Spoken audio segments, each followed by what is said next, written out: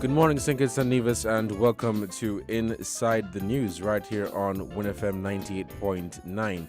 Today is Saturday, May 21st, 2022, and you're tuned into Inside the News. I'm your host for today, Devon Cornelius. Thank you so much for joining us on the program today. Now, joining me in studio is Mr. Larry Vaughn, and we have on the line Mr. Kyle Powell. And today we will be speaking on a very, what I've described to be a touchy topic. One that is passionate, one that we've heard time and time again in St. Kitts and in Nevis. And that is, your opinion on having a St. Kitts Island administration, your opinion on removing the Nevis Island administration, and if you believe we should just operate under one government system. So instead of having an NIA or a local government here in St. Kitts, let us just operate under one government, one federal government, and that is it. We want to entertain a conversation on that. We have Larry Vaughn, a social commentator right here in St. Kitts, and Kyle Powell, a former minister of government in the Nevis Island administration. Of course, we'll be taking calls later on in the program at 466-0989 or 762-0989. We're live on Facebook, our Facebook page and YouTube channel at WINNMedia SKN. Good morning, Mr. Vaughn and Mr. Powell, and thank you so much for accepting the invitation to join us here on Inside the News right here on WINNFM 98.9. Mr. Vaughn? Good morning, good morning, good morning. All right. Mr. Powell? Absolutely brilliant morning to you, Devon and to Larry.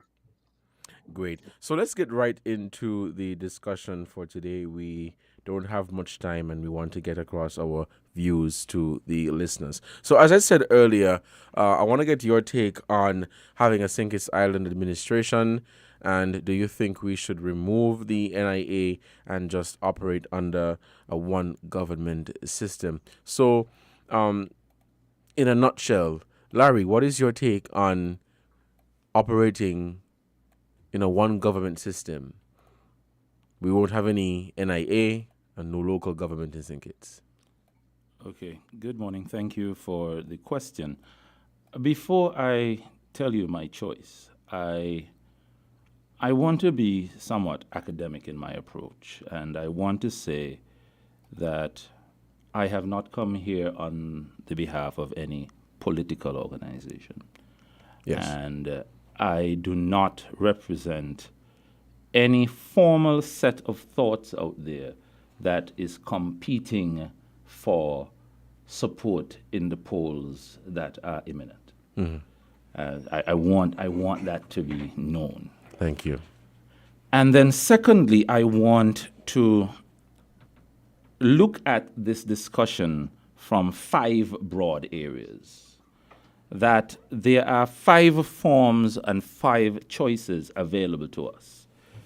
We have first a federal system, federation, where there is a supra-organization that will be known as a federal government that has control over a number of issues ranging from maybe borders, taxes, representation abroad, that kind of thing.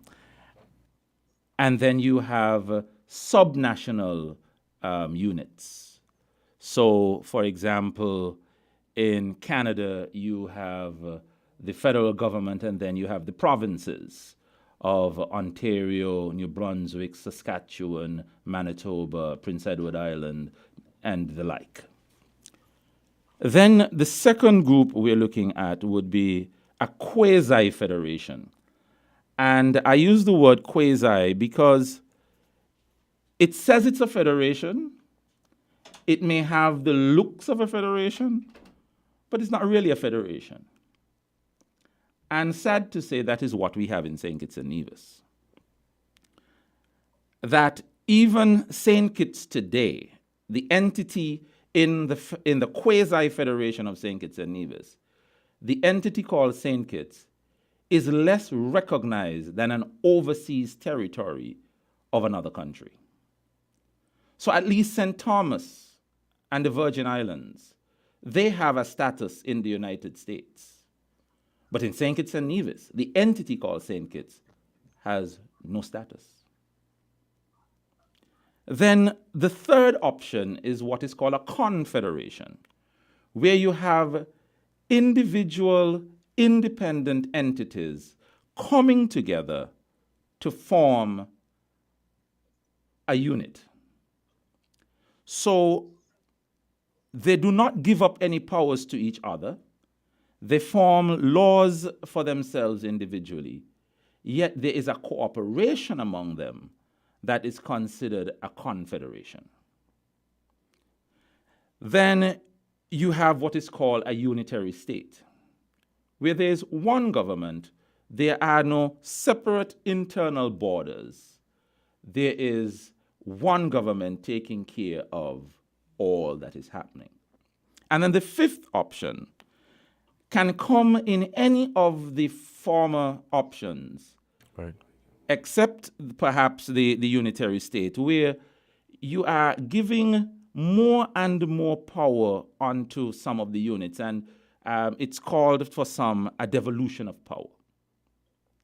So some other entities are given more power coming from that supra-organization, so that each organization can get more and more power within the in the agreed structure.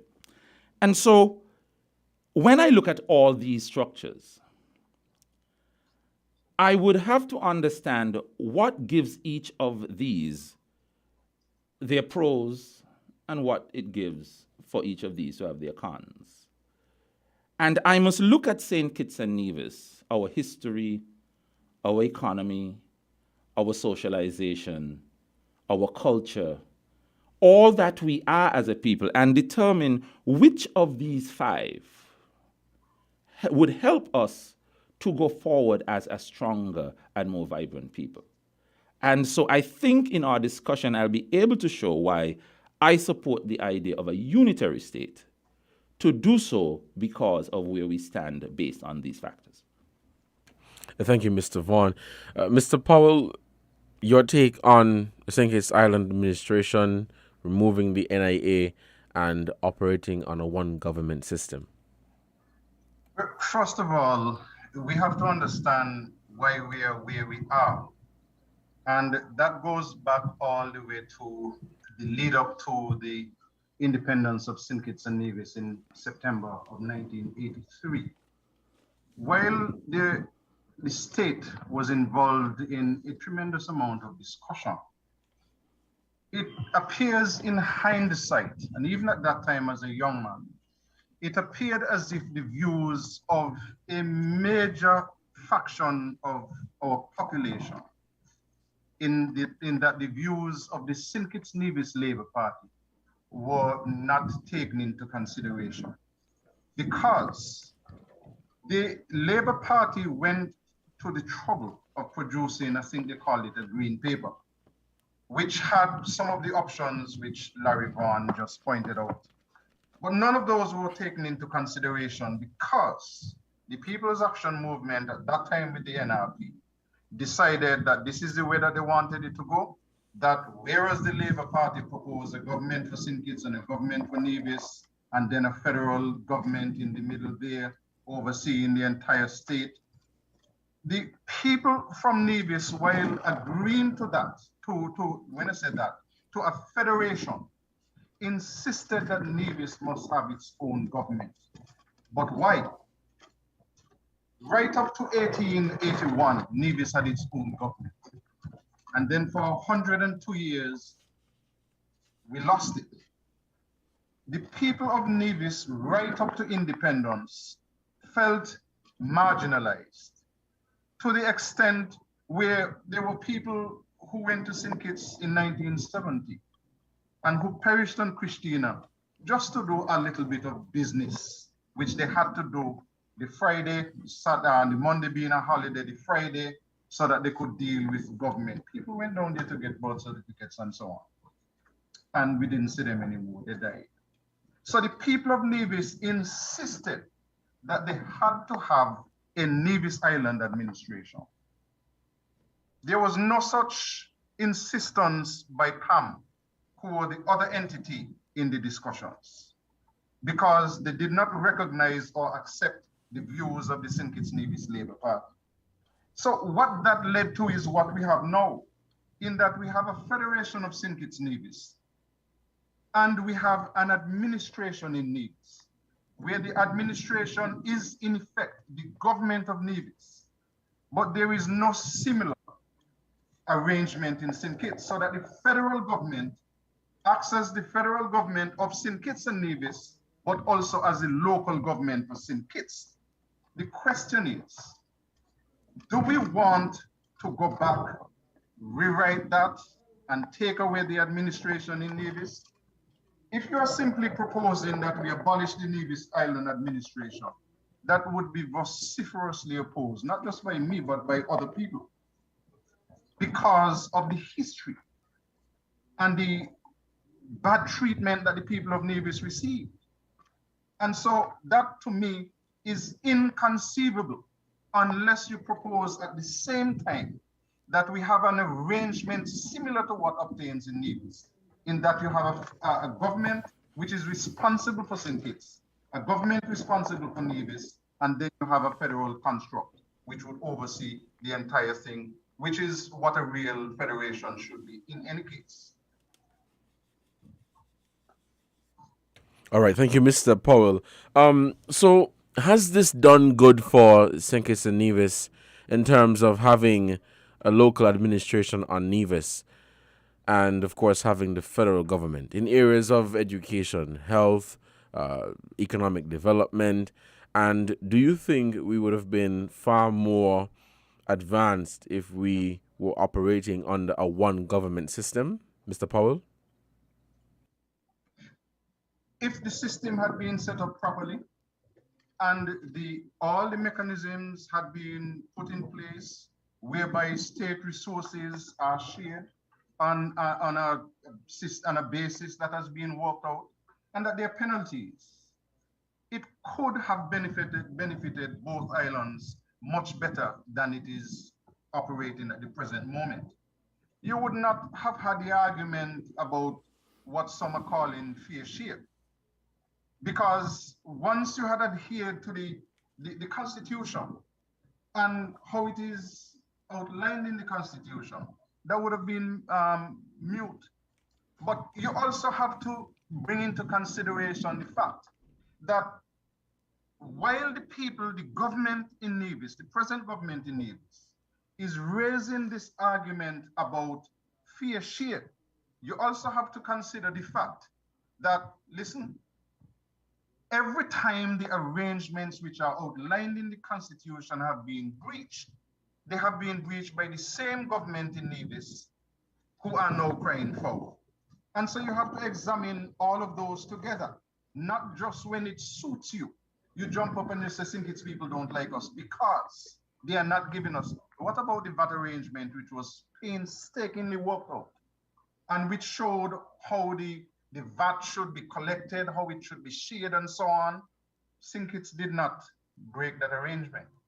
To the best of my knowledge, that was done from Charlestown. So could it benefit us better if it were worked out in a true federal system? Absolutely, yes. Mr. Vaughn, what is your take on whether we could have been far more advanced in those areas I listed before, healthcare, education, if we were operating under a one government system? I would not be bold enough to say or to predict how far along we would have been. Because politicians in this country have not lived down the possibilities of failing us. And no matter what the arrangement, they somehow find a way to do things just a little wrongly. And so I am not convinced that the whole idea of wanting a unitary state, one government, will not bring with it its own issues. I like how Carlyle began speaking about independence and then saying that that was where it started, but yet he was able to go back to the 1800s and saying that Nevis came kicking and screaming at one particular time. But the history that I've had an understanding is that by 1872, Nevis came kicking and screaming into a federation of Leeward Islands. That was started in 1872 between Antigua, St. Kitts, Nevis, Dominica, Anguilla, and Tortola. That we were to be one federation, these islands. And Nevis came kicking and screaming, and it wasn't St. Kitts that was the issue. Then, by 1883, according to my notes, that is when that federation failed. Nevis was then put with St. Kitts. And again, Nevis, by its leadership, wanted things differently. And that has persisted for over 100 years. And one of the things I've recognized is that the leadership on Nevis seem to get relevance among the people when they can stoke anti-St. Kitts sentiments. And so Simeon Daniel did it, and he became their champion. Then Vance Amry realized he needed it, and he used it in around 1998. And then Matt Brantley wanted to get into politics, and he recognized that 1998 was a good time to introduce himself, just around the time of secession. And when that failed, he would stoke time and time again issues that either the federal government is not doing this, and the government on St. Kitts or the people of St. Kitts don't come for Culturama, don't, always a way to separate. And I say all that now to come to your question on would we have been better? I believe that culturally, we would have seen and been felt as one people. I would not have celebrated El Camino Willett as the first Nivision to make it to the West Indies team, but the first national of St. Kitts and Nevis to have done so. I would not at the same breath celebrate Kim Collins as St. Kitts and Nevis's track star and not as a Kittitian that went out there. Right. And so we get to the point where our organization, our need to be one must come from the top, where we are organized and we are felt as one. Mm-hmm. And in our systems, when we seek to be one, we seek to make sure that we are taking care of the entire country and not just of a portion of the country. And so I don't know if we would have been better, but I know that it would have given us the opportunity to be better, but somehow we often fail to take the best of those opportunities that would make us better. This issue between St. Kitts and Nevis and the rift that has been there for, I would say, a very long time, more than perhaps 40, 50 years. 100 years. You know, it's not just at the governance level. You're seeing it at the level of organizations, private sector groups, different groups across the board. in debating societies, in Yes, parliament groups, where there is this. it trickles down. Yes. It trickles down. Do you think that Nevis, and Carla, you can chime in here, do you think that Nevis would have been at a disadvantage? Perhaps this is tying into the question I asked earlier. But Carla said earlier that at that time Nevisians fought for there to be a Nevis Island administration. As we know it, the NIA is responsible for areas of education, health, and those matters. Let's say we just had the one government system. Do you think we would have been in the situation today where, from the Nevis end, the politicians on Nevis, elected representatives on Nevis, are saying that, well, for Nevis, we're not seeing what we should get, or we're not getting what we should get or receive from the federal government if we had a one government system? It depends. How would that system have functioned? You see, and how would the members of that government be elected? Right. What would their abilities be? What would be the funding arrangements? Because you have to put that in perspective. Prior to 1983, when we became independent, you basically had one government. There was the government of St. Kitts, Nevis, and Anguilla, and then the government of St. Kitts and Nevis. And to that extent, a majority of the funding for projects in Nevis came from St. Kitts. Now, I'm reliably informed by seniors before me that on some years, the funding for projects in Nevis came in September and October and expired by the end of December. And so there had to be this frantic pace with which you tried to use the subventions which came from St. Kitts. If it was going to be more of the same continuing past independence, that would have made absolutely no sense. And I am basing this argument on what obtained prior to independence, where in Nevis you were struggling with maybe 50 telephones to serve the entire island, with a small generating set where very few people had electricity and access to electricity, where the roads were awful, where water was practically non-existent in terms of piped water, and all of this when we had a state government, a St. Kitts Nevis government. So if it was going to be more of the same and the same kind of treatment, then I don't see anybody in Nevis who would have voted to continue that kind of arrangement. That is one of the reasons why Nevis insisted on having its own administration. And because of that, administration, more has been done on the island. Absolutely, because people listen.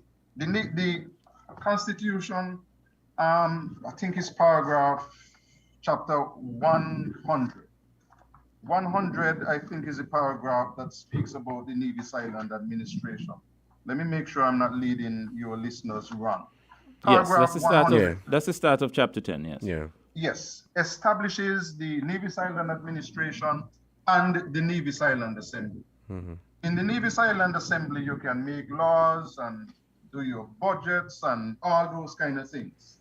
And then chapter 119 gives you the legislative powers of the administration. Isn't that one? Is that in 103?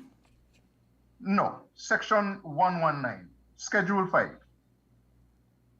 Schedule 5, yes, but that comes under 103. Yes, but it is not spelled out in 103. So no. 103 states that the Nevis Island Assembly will have the powers to make laws on the specified areas, and then the specified areas are laid out in Schedule 5. In Schedule, you are absolutely correct. 119 is more an interpretation for terms used in the area that would speak to Nevis. No, go to 119. Go to Schedule 5, Section 119, 1 Larry. because What? in 105 you would not see the list as long Let as me. Right, companies that is as it is Schedule that has been. 5. That is Schedule 5, sir. Good, good. Okay, but here is the take. Mm-hmm. Nevis, with all of those legislative competence, all of that legislative competence and so on, with the ability to make a budget, with the ability to have projects implemented on Nevis so that people can get employment and so on and so on.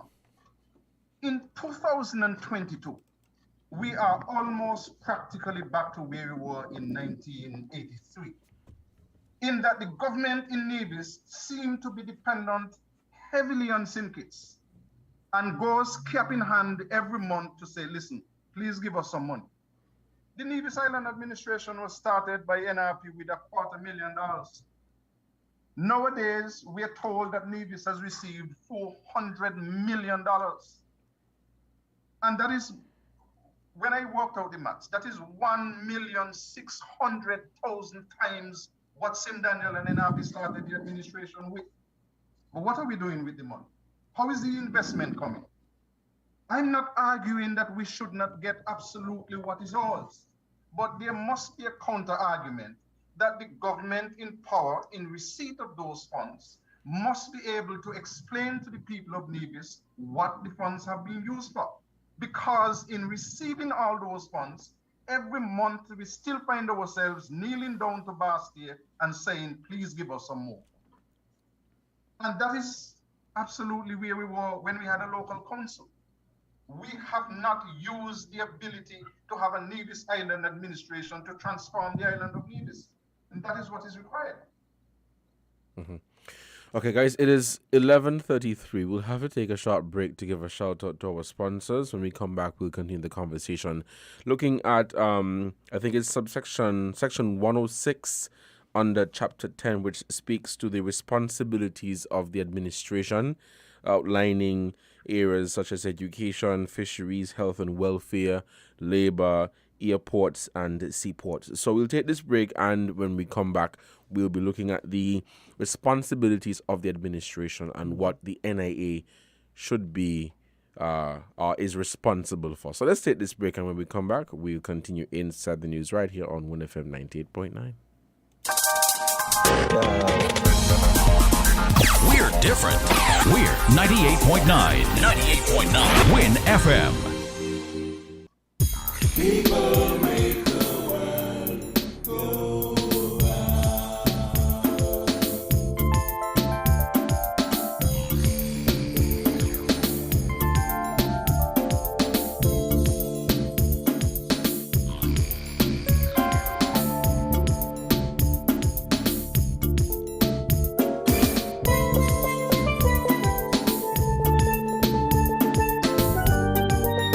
Make it Mother's Day every day at the TDC Home and Building Depot. For the woman who does it all, we're offering up to 35% in savings all month long. Still not sure what to get? Gift your mom a TDC gift card and let her purchase her heart's desires. Celebrate the woman who means so much to you and shop at the TDC Home and Building Depots. Terms and conditions apply. See store for details. Maybe it's the way the brilliant gold liquid reflects our sunshine, or how the bright blue of its label mirrors the clear Caribbean skies overhead. Maybe it's the fresh, crisp taste of this beastly cold beer on a scorching hot day. Maybe it's even the way it brings us all together. But one thing is for sure, Carib is very much a part of who we are wherever we're from in the Caribbean. Carib. It's the way we play. Drink responsibly. People make the world go round. Welcome back to Inside the News here on WINN FM 98.9. It's Saturday, May 21st, 2022, and I'm your host for today, Devon Cornelius. We have in the studio with us Mr. Larry Vaughn, and on the phone line we have Mr. Carlisle Powell, and we are commenting on whether St. Kitts should have a local administration, should we remove the Nevis Island administration and operate under a one government system. So before we took the break, Carla, you were speaking to some responsibilities, or what the NIA should be responsible for, and you were of the view that we were going back to the days of when there was just local council. Now, looking at the Constitution here, Chapter 10, Section 106, speaks to responsibilities of the administration. It says the administration shall have exclusive responsibility for the administration within the island of Nevis in accordance with the provisions of any relevant laws of the following matters: airports and seaports, education, extraction and processing of minerals, fisheries, health and welfare, labor, lands and buildings vested in the Crown and specifically appropriated to the use of the government, and the list goes on. Larry, Yes.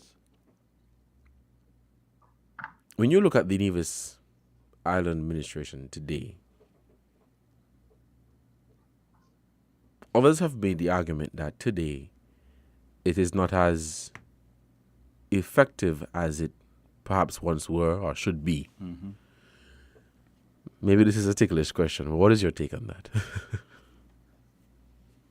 The Nevis Island administration is an experiment that has proven itself to be not the route that St. Kitts and Nevis needs to take. And that is why I am prepared to say that I would prefer that there is a government of St. Kitts and Nevis. However, what I have not heard from the proponents, or let me not say the proponents, the opponents of unitary state, I have not heard them say, what are the ways such a system could be fixed?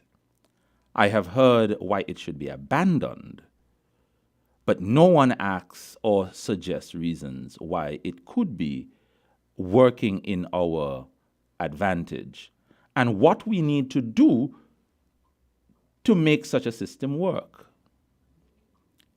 I am aware that since the 1950s, the British government would have promoted the idea of a bridge between St. Kitts and Nevis, and that such a physical structure between the islands would make that physical link that would come with the link between the islands, that our people would move more freely and operate so seamlessly that there is no difference between what is St. Kitts and what is Nevis.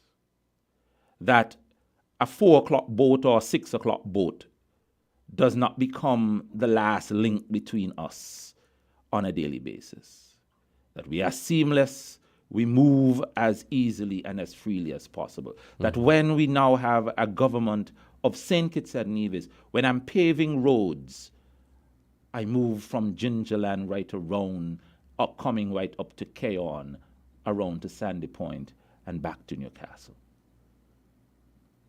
Once we are looking at separating, we will then have the realized and perceived differences that we would either want to see remain or we will fight to make sure that it doesn't exist.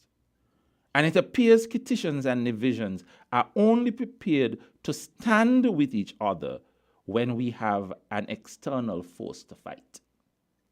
Other than that, we're prepared to fight ourselves. And we're prepared to keep the systems in place where we'll compete among ourselves for scarce resources because we want two governments.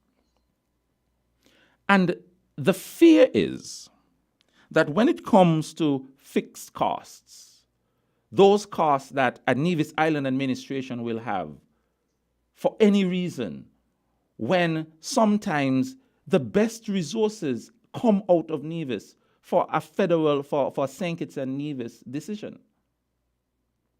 But we keep those resources hidden away in a local island administration and not available for where we need for all of St. Kitts and Nevis to benefit from. And so when I'm looking at Section 106, as you are talking about, when I look at Section 103, because there's a difference between Section 106, which speaks to the island administration, and 103, which speaks to the island assembly, Right. with the specific areas laid out in Schedule 5. I recognize that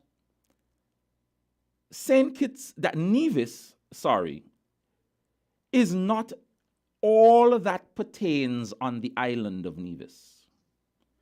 And that St. Kitts and Nevis is only serving as an island government for St. Kitts. That is not so. I refer to the 10th Amendment of the U.S. Constitution. That section, that area of their Constitution says that their federal government, it has delegated powers that are in the Constitution, and anything not delegated to the government, to the federal government in the U.S., will be the powers of the states. Unlike us, what we've done with our Constitution is that we've said, Nevis, these are your powers. And therefore it means that anything outside of those areas laid out in Section 106 for the administration, or Section 103 and Schedule 5 for the assembly, these are the powers of the federal government, even if they pertain on the island of Nevis. Let me give you an example. The Nevis Air and Seaports Authority.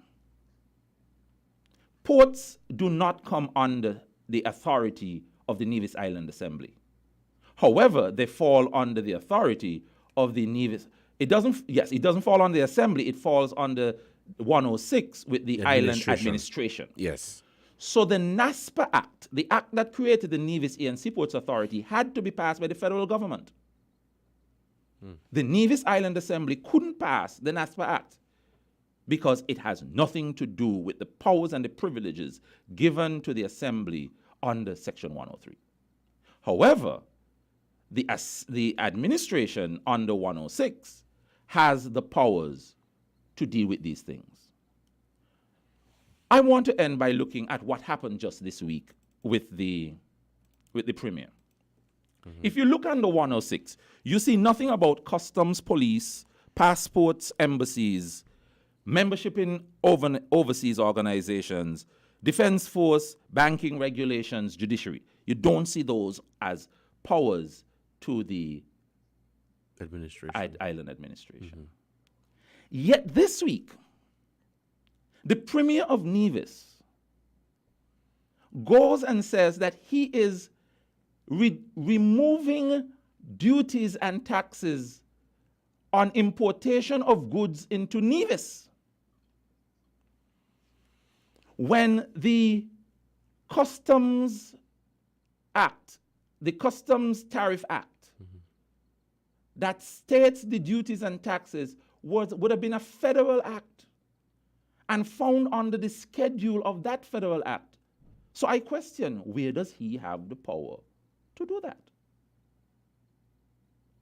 Then I question further, if St. Kitts and Nevis is the member of CARICOM and would report to CARICOM on the duties charged under the Common External Tariff, where did the Premier get the power to take off the duties on these things and not report it to the federal government or get the blessing of the federal government to send it further? And further, are you saying now that if I want to import goods into St. Kitts, but they are now zero duty on Nevis, I should send them to Nevis and then bring them over? And those things that the Prime Minister would have announced on the 2nd of May that were reduced in duties on St. Kitts, I could bring them into St. Kitts and then send them over to Nevis? These are the foolish things that happen when everybody gets to skirt around with so many different powers and assumed powers and unreal powers and sometimes even real powers. when you have this kind of a system where you want to give John his power over there and Jane her power over there. And what I'm saying, there needs to be a system that recognizes Nevis, recognizes St. Kitts, recognizes our communities. Because you just don't even want Nevis. You want to make sure that it's Gingerland and maybe St. James that are well respected and represented even at the federal level. Because you can say you have your fair share going to Parliament, but it is unfair to the people of Nevis. And it could be unfair, it could be fair coming that 33% of the seats have to be given to Nevis when they've never had more than 25% of the population. So when you look at these things, the system must in all ways be fair. And it doesn't come just by saying, I want this, I want that, I want these, I want those. It must come by constant dialogue, mutual respect, and an understanding that we are in this boat together. Larry, it appears as if that, with all of this argument going on in terms of fair share, CBI, responsibilities of the federal government for Nevis, and what the NIA is expected to do. The federal government is responsible for St. Kitts and Nevis. St. Kitts and Nevis, yes. Wonderful. Yes. Not for Nevis. Not for St. Kitts. Thank you for the correction. St. Kitts and Nevis. So, with all of that, it appears as if people are not, let me say, properly educated or briefed on the topic.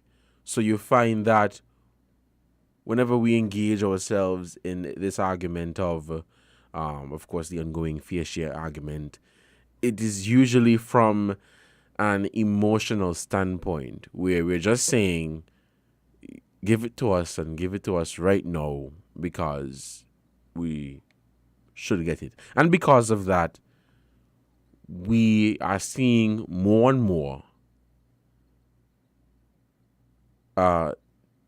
division or separation between Kittitians and Nevisians. It is 15 minutes to the hour. Mr. Powell, what is your take on that? And then we'll open the phone lines quickly to get some calls in. Thank you very much. First of all, I want Larry to go to 106 again in the Constitution, because he indicated that the NIA does not have powers for the courts. But 106A says I didn't say that, sir. I didn't say that. Okay. Because I said the assembly, the Nevis Island Assembly, which is under 103, does not have any powers of the ports. But the administration under 106 has for the ports. And so the legislation to form NASPA started in the federal, and then the administration on Nevis administered the air and sea ports there. Right. Got you. That's what I said. Got you. But by the way, I am totally in favor of having a bridge between St. Kitts and Nevis. It doesn't matter who would say that they oppose that. I've been on longer bridges around the world in my time. And I don't think a lot of Nevisians understand that if you have a bridge between St. Kitts and Nevis, you wouldn't have to pay $1,500 to pull a container from St. Kitts to Nevis. And that you don't have to wait until the boats are running to get your container. Once it is cleared, you can hook up your tow truck and pull it any hour around the 24-hour clock and get goods in Nevis a lot cheaper than they are. Let me make a point though, because Sure. Larry made the point, and it is a valid point, that there are some people who like to say that what is in Nevis belong to Nevis and should stay in Nevis, such as the VAT. That was an argument that was made. And our share of the VAT is like a cupcake compared to a pound cake. But we decided through this government that we were going to keep our little cupcake and so not share in the pound cake. Be that as it may, that is what is happening. But I want people to recognize that under the Joseph Parry-led Nevis Island administration, when we were discussing geothermal, And it seemed to me as if we were on course to get that provided for the people of St. Kitts and Nevis. We didn't just look to Nevis. The arrangements and the discussions and the pricing point that we had in mind would have seen consumers, well, not the consumers, the Skellig in St. Kitts paying 1 cent more than the consumers in Nevis through Nevlec. 1 single cent more. You know what? That was because they would have had to let the cable and transmit the power from Nevis to St. Kitts. But we were always conscious that if you had a resource like geothermal, that it should be shared across the Federation and that these people of St. Kitts should not be gouged because they do not have that particular resource in St. Kitts. Should be shared and fairly shared. We were determined as well that the transmission line between Nevis and St. Kitts should be jointly owned by Skellig and Nevlec, not owned by Nevlec. Jointly owned so that whatever profits, whatever maintenance fees, you could have a special fund where a percentage of the money goes into and maintenance is jointly done from that fund. And whatever profits you have would be jointly shared between Skellig and Nevlec. That is how the system was set up. As it relates to how we are operating at the present moment, Larry, it depends, and Devon, it depends on how the people who are in authority, how they understand their roles and responsibilities. This is not something the government of St. Kitts and Nevis, the federal government, the island administration in Nevis, this is not something to be administered by small boys. It is not something to be administered by people who, when things are not going their way, they say Section 113. It is not something to be administered by people who would say, hey, listen, if I cannot have my way, and if things are not going good for me in Nevis, let me come with an argument that would evoke the sentiments of Nevisians and get them upset with petitions so that you can say, let us secede. Or you're not giving us our fair share, we sitting down in the middle of the wicket and stalling the game. This is a game for mature people. And all of us in St. Kitts and Nevis, we are going to have to make a decision whether it is going to be good for us to continue 150 years of fighting between one another, or we can benefit more by uniting our forces. Because all of us have family and friends in St. Kitts. One of the best friends I have, probably the best friend I have in my whole life, is a gentleman from St. Kitts. He can come to my house without announcement. I go to his house without announcing, and he has never asked me how long are you staying. Nor do I dare ask him the question, how long are you staying? And I don't see people with such close blood ties, how we can continue to fight and when it suits us. When it suits us, that's the point. Guys, we have some callers on the line, so we'll open the phone lines to get some calls in, and then we break at 12, or just a little after 12, to get some more time for the headline news. The phone lines are open, and we are taking your calls at 466-0989 or 762-0989. 466-0989 or 762-0989. Let's take this first call for the morning. Caller, good morning. You're on the air. Hey, good morning, Devon. Good morning. Good morning to your panelists. Quite interesting. What you have is a Labour point of view and an NRP point of view. Good afternoon, ma'am. Good afternoon, ma'am. I will not allow you. I will not allow you to start. I will not allow you to start anything, Miss Sylvine Henry. I will not sit here and allow you to state something which I have categorically said at the beginning. I am not here to tout any party's philosophy. I am saying it again. You can state anything else but what you've started with. So let me continue now. No, you will start over and say something. You will not continue. And before you go, before you continue, Mr. Vaughn, caller, please make your point quickly and make room for somebody else. Now, a lot of the analysis is made out of context. We all seem to forget that in 2020, to 2022, our economies have almost collapsed the domestic economy. The domestic economy has collapsed. Take Nevis tourism almost 100%. When the corona things, Nevis closed down, now you are making, whoever making the statements, you are analyzing the revenue and the ability of the Nevis Assembly to manage. Can be. That is why we must analyze within context. The other context, even historical. When you're going to propose a one country state, then there can be no Labour Party in it. Because as long as the Labour Party is there, the divisions from past experiences are going to resist. So there cannot be in government for you to have a safe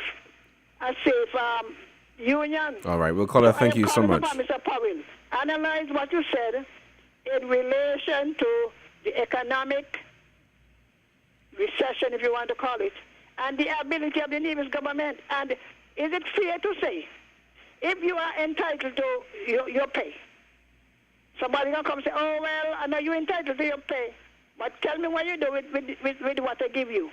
That is a very weak argument.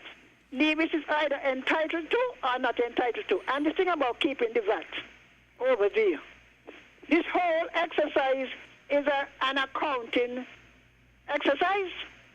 No money has to come from anywhere. So even if they kept it over there, it would enter into the calculation. So we must stop misleading our people. All right. Well, caller, thank you so much for your contribution to this program. We're running out of time.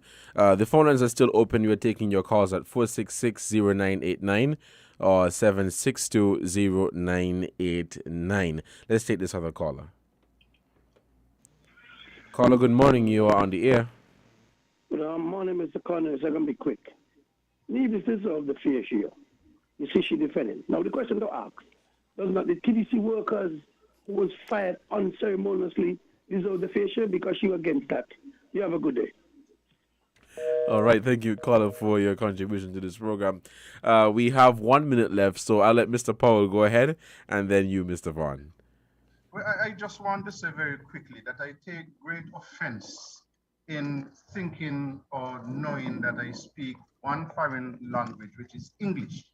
And the first column completely misunderstood what I said and shared her own views. I am not against Nevis getting whatever is due to it. And that seems to be the idea which was fostered and put forward by the lady. Those are her views. And you invited me here, Devon, as Carlisle Powell. I did not seek permission from the NRP to come to speak for or on behalf of the NRP. Right. I came in my own personal capacity. It is known that I'm a supporter of the NRP, and I will never ever deny that. But I came with no brief from the NRP. I didn't say it when Larry made his statement, because I assume that people out there would know that I am not in the leadership of the Nevis Reclamation Party. Nor do I have the right to speak for them, nor did I ask permission to speak for the party. Thank you very much for the discussions. Larry, I think we have to do this again sometime. Devon? Larry, go ahead. I'll speak more after the break. Okay. Because what I need to say need to be said. Okay. Guys, we are out of time. We'll take this break for the headline news, and when we come back, we'll keep the conversation going. You've listened to the first hour of Inside the News right here on WINNFM 98.9, and we are commenting on whether there should be a St. Kitts Island administration, a Nevis Island administration, or should we operate under a one government system. And on the panel today is Larry Vaughn and Carlisle Powell. We'll take this break, and when we come back, we'll continue Inside the News for today, May 21st, 2022. Let's take this break. We'll be right back.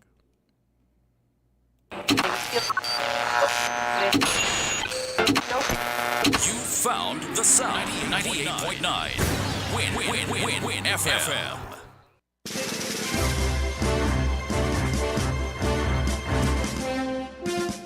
We now bring you the headline news. The headline news is brought to you by Caribbean Alliance, The Grange, KDP Enterprises, Carib Brewery, and National Bank.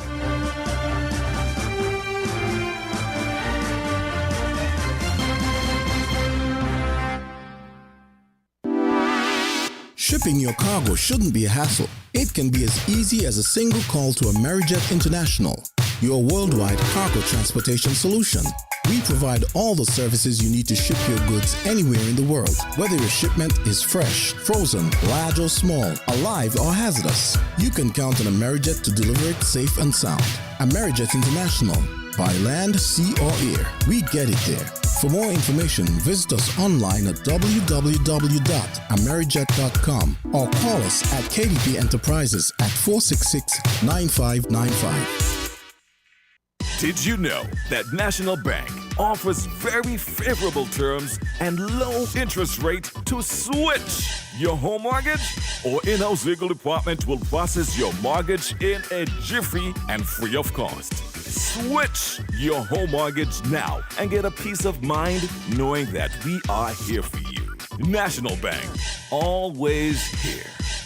Protect your lifestyle with Caribbean Alliance Insurance.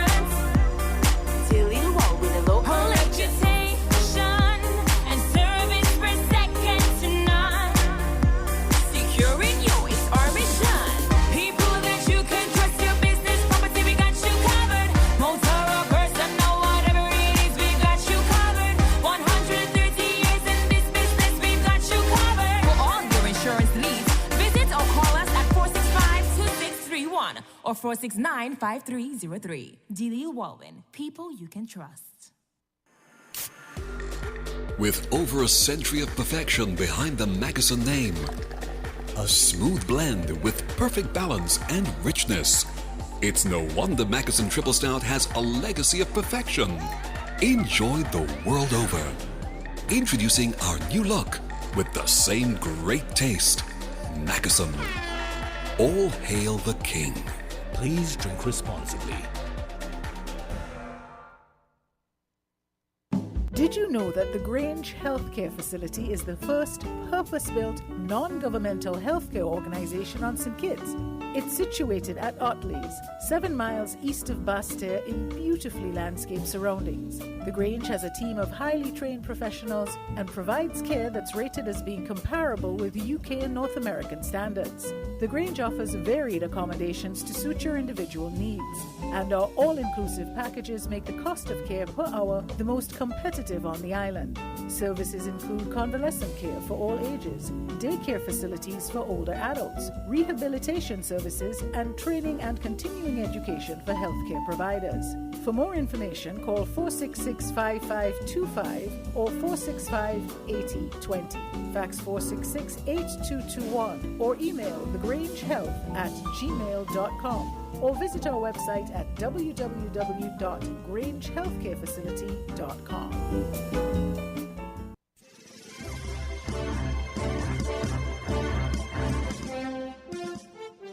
With the Win Headline News, I am Kevon Brown. And I'm Devon Cornelius. Making the headlines, political parties and officials doubled down on electoral due diligence. Spread of the monkeypox virus has been making international media reports, with now more than 80 cases in at least 12 countries. But is it a risk to the region? Internationally, Russia has halted its gas supply to Finland, the latest escalation of an energy payments row with the West. Now, the details.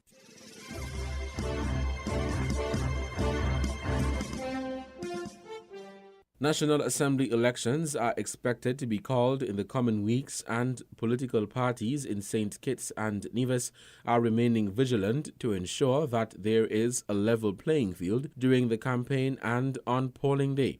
The People's Action Movement, PAM, who had all of its elected representatives sacked of their portfolios more than a week ago by People's Labour Party PLP leader, Prime Minister Dr. Timothy Harris, said they have been properly examining the voters list. What we are doing is to comb through the voters list.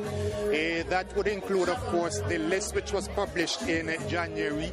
We're looking at the monthly registrants. We're looking at the persons who have requested transfers, whether into a constituency or out of a constituency, to determine if the new registrations, if those are legitimate, to determine if those persons who have requested transfers, if they are legitimate, and to ensure also that persons who were on the list in January who were legitimately on the list in January, who did not request a transfer, and whose names should be still on the January list, that those names are still included on the list. Said PAM's leader Sean Richards in an interview with German Abel of SKN Vibes. Richards was responding to allegations of irregularities in the electoral process in the country. The St. Kitts Nevis Labour Party on May 17 issued a statement on allegations of irregularities in the electoral process.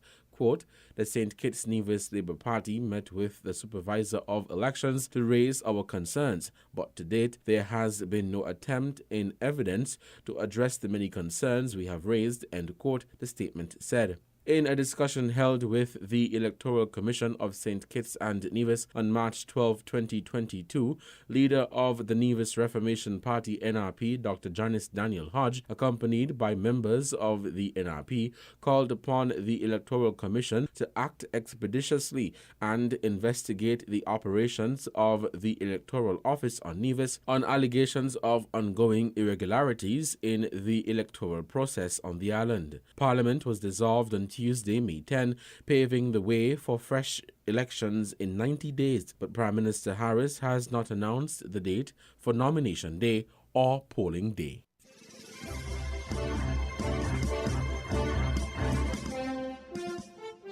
In regional news, spread of the monkeypox virus has been making international media reports, with now more than 80 cases in at least 12 countries. But is it a risk to the region? Television Jamaica has the details. Up first this evening, from COVID-19 to monkeypox, there are now confirmed cases in the United States, Canada, and in at least 4 countries in Europe, including the United Kingdom. So what is monkeypox, and should we be concerned here in Jamaica? I'm joined by public health specialist Dr. Orville Nemhard via Zoom. Dr. Nemhard, thanks for joining us. Thank you, Herman. My pleasure to be here. All right, good. All right, this is not something we have heard about in recent years, so let's start with the basics. What is monkeypox? Well, monkeypox is the name of a viral infection which is caused by the monkeypox virus. Now, this virus is actually similar to smallpox, and it manifests in pretty much the same way as smallpox, whereby you get these lesions on the skin. It is spread by close contact, respiratory spread, and skin-to-skin contact, particularly if there's breach of skin, spread by way of the mucous membranes, and it will take anywhere between 5 and 21 days for you to develop symptoms. That's the incubation period. On average, it's more like 7 to 14 days for you to develop symptoms. All right, the images we are seeing here now basically looks like a full outbreak of the disease. What are the signs and symptoms that you would see in these 14 days? Right. So it will begin with the usual signs of a viral infection: fever, headache, malaise, and then you get a skin rash, which progresses over time. It starts out as like a flat lesion, and then it becomes a little more raised, and then it will form pustules, that is little waterhead bumps. And then over time, which may be anywhere from that 2 to 3 weeks, it may dry down, leave scars on the skin. All right, can it be prevented? Well, spread is airborne and droplet. So the same sort of prevention mechanisms which we've been using for COVID would apply. The question, of course, is why are we seeing this now? And I'm not sure that there's an explanation why we're seeing the spread. And the other issue, well, because it's not new, as opposed to something like COVID, we do have a record and some history of how to manage it. So persons who got smallpox vaccine in the past would have some immunity. There is a monkeypox vaccine available, registered in the States. And in addition, there is some experience with the use of some antivirals with the monkeypox disease. Okay, well, are we at risk here in Jamaica of actually getting cases, confirmed cases overseas? How much at risk are we? Hard to say, the reality of why we're seeing the outbreak now across Europe and into the US is unknown. So what are the factors that are driving this? We really don't know. Once it is that we're dealing with an infectious disease of this nature, meaning airborne spread, then it is certainly within the realm of possibility that we can see cases being imported across the world in the same way that we saw COVID spreading across the world. I mean, nobody's speaking of a pandemic of this at this point, but the spread across borders is certainly within the realm of possibility. All right, based on your knowledge of the disease, what should we, as the population, do, and probably even at our borders, what should we be considering now to prevent the virus coming here?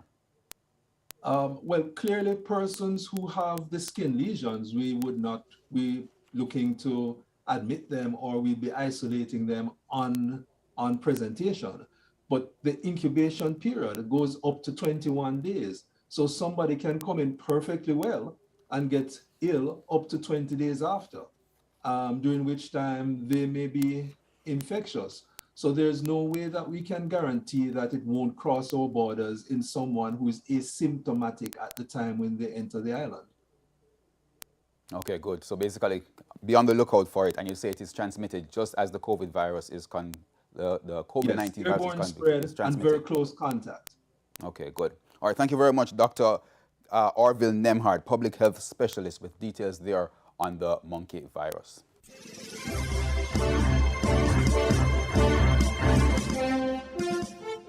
We now bring you these international reports. Relations were already difficult after Finland applied to join NATO, prompted by the war in Ukraine. Now Moscow has taken action against its neighbour over energy supplies. Russia's energy giant Gazprom has switched off gas deliveries. It says Finland is refusing to comply with the demand that it pay for energy in rubles. Meanwhile, the British Foreign Secretary has said she wants to see Ukraine's neighbour Moldova armed with NATO standard military equipment to guard it against potential Russian aggression. In Ukraine itself, Russian forces are intensifying their battle to capture more territory in the eastern Donbas region, and they've taken complete control of Mariupol. With more on the fate of the soldiers captured there, here's our correspondent in Ukraine, Joe Inwood. So these reports would take the total number who have surrendered and left the Azovstal steelworks to 1,730. About 80 of those, we understand, are severely wounded who were evacuated, but the rest have been taken to detention facilities in the Donetsk People's Republic. Couple of questions. What happens to them next? We've heard debates in the Russian Duma, the parliament, saying that some of them, the members of the Azov battalion, shouldn't be treated as prisoners of war, but should be treated as war criminals. These are people that the Russian state accused of being Nazis, something which the Ukrainians deny and has been widely discredited. But it does seem that not all of them potentially will be treated according to the Geneva Conventions. That is going to pose difficult questions for anyone who remains inside. I should say we don't really have confirmed numbers of this, but it has been said that the leaders of the Azov battalion are yet to give themselves up. The United Nations and the Red Cross, we understand, have been involved in monitoring their treatment, the situation, and the Red Cross say they are documenting the locations of these people. But what happens to them, whether they are given over in some sort of prisoner exchange with the Ukrainians, or whether some of them are put on trial for some charges as yet unknown, is going to be a really, really important question, the answer to which we'll find out in the coming days, weeks, months even. Elsewhere in the conflict, we have reports of increased shelling in the Donbas. This is the eastern region where the Ukrainians are holding out or defending in trenches against Russian advances. We've got reports of continued Ukrainian counter-offences around Kharkiv, the city in the north, that they've recently repelled the Russians from. And finally, reports of Ukrainian shells destroying an alcohol factory inside Russian territory, killing one man, a van driver. And we are seeing increasingly these instances of the war finding itself onto Russian territory, something the people there were not really expecting and don't seem to be particularly comfortable with.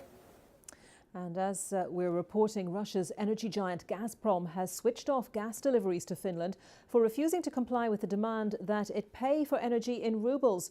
I spoke earlier to Amalinda Lindberg from the Stockholm Environment Institute, and she told us how this might affect the cost of living in Finland. Now we are approaching summer and the weather is not as cold. And Finland main energy need is actually coming during the winter season. The gas supply from Russia has been mainly channeled into the heavy industry as well as the heating necessity for the household in Finland. Now, as we are approaching summer, that necessity or the demand for the heating is obviously going down, and hence that's actually giving a good opportunity for the government to prepare for the next winter to secure the energy supply for the next time. So currently we don't see much effect or economic impact that we can tell, as obviously has been stated as well by the Finnish government. This is mainly because on top of that timing, the energy mix or the portfolio of Finland has been quite diverse. Okay, I was wondering how much work Finland has already done prior to the war in Ukraine, prior to all of this, to diversify where it gets its energy from, to increase its energy security. Yes, correct. I think the diversity of the energy mix portfolio in Finland has been quite great since the last decade. I think we can see that forest has been one of the main key energy source. So Finland has been relying on the wood fuel from their forests, as well as the hydropower, as well as the nuclear power. I think we can say that only around 20% of the total energy consumption in the 2020 is coming actually from the fossil. Amalinda Lindberg there from the Stockholm Environment Institute.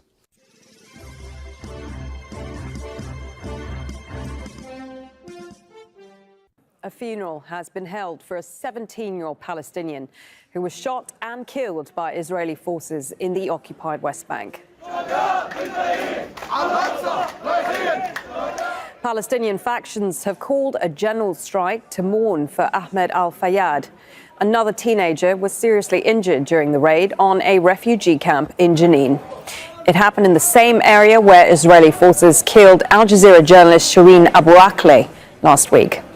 Let's go straight to Imran Khan, who is outside Damascus Gate in occupied East Jerusalem. Imran, what more can you tell us about this strike, firstly? Well, the raid happened in the early hours of Saturday morning, and that's where Amjad Fayyad, the 17-year-old, was killed by Israeli forces, and another was critically wounded. The operation lasted about an hour that we're hearing, but still the Israelis are mounting these nighttime raids on a much more regular basis than they have been before. Now, the funeral has taken place in the last couple of hours. The mourners saying that they will get revenge on the Israeli forces for this particular attack and this killing. One of the Palestinian factions, Islamic Jihad, has claimed Amjad Fayyad as a member of their ranks, and it's likely that they will intensify their fire. What normally happens is when the Israeli forces go into Jenin itself and then toward the refugee camps, there's an exchange of fire, the Israelis firing into the camp itself. And indeed, Jenin is where my colleague Shireen Abu Akleh was killed last week. More than 50 US politicians want the FBI to investigate the shooting of Shireen. Among them is the Republican Congressman Andre Carson. He's tweeted the following: "The killing of Al Jazeera reporter and fellow American Shireen Abu Akleh was not only a tragedy, it was an affront to press freedom and to all Americans." He went on to add, "We need answers and accountability from the Israeli government." Well, as Imran just said, Jenin is where Al Jazeera journalist Shireen Abu Akleh was shot and killed just a week ago. And the channel continues to demand a rapid, independent and transparent investigation.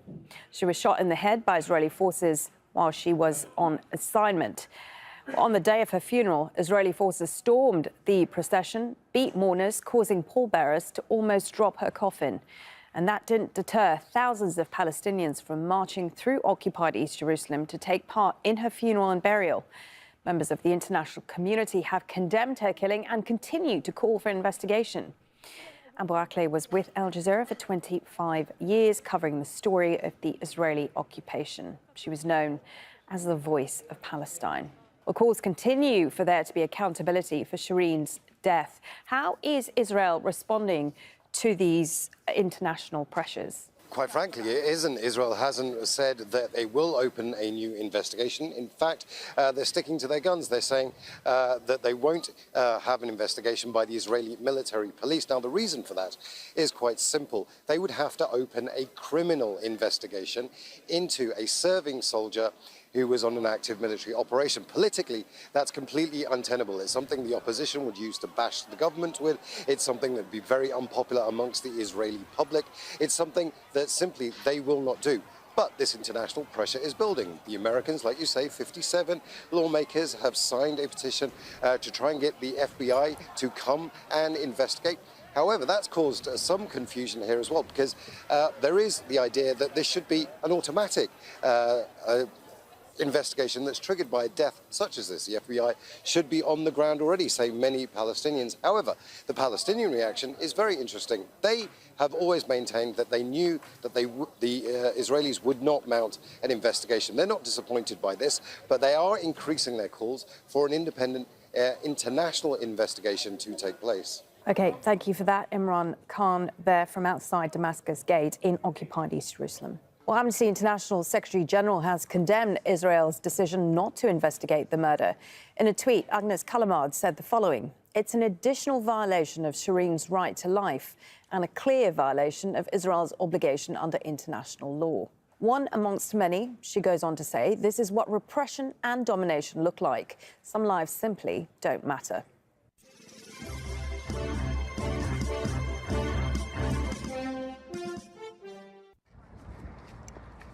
A U.S. federal judge on Friday blocked plans by the Biden administration to lift Title 42.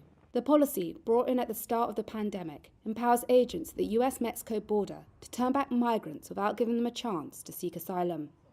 It had been due to expire on Monday, and thousands of migrants are waiting anxiously at the border in anticipation. This migrant from Honduras says people have been there for months, some more than a year. Outside the American consulate in Tijuana, dozens gathered to protest on Friday. They chanted, "We want equality," and had up signs calling for an end to Title 42. Some had brought along their COVID test results and vaccination certificates. Last month, the US Centers for Disease Control and Prevention said Title 42 was no longer needed to fight COVID. Other health experts, including the UN, have said expulsions put vulnerable migrants in danger and were not based on science. Paulina Olvera is the director of Migrant Space, an organization based in Tijuana that supports asylum seekers. There was a lot of expectation because the Biden administration had promised to eliminate Title 42 on May 23rd, but that was stopped in federal court, and it's most likely Title 42 will not be eliminated this Monday. However, the city is at full capacity right now. The shelters are overcrowded, and there are many people who have been waiting a long time, a large Haitian population, families, and many pregnant women. Friday's ruling by Louisiana Judge Robert Summerhays has been widely condemned by rights groups. But he says it serves the public interest. The Department of Justice plans to appeal.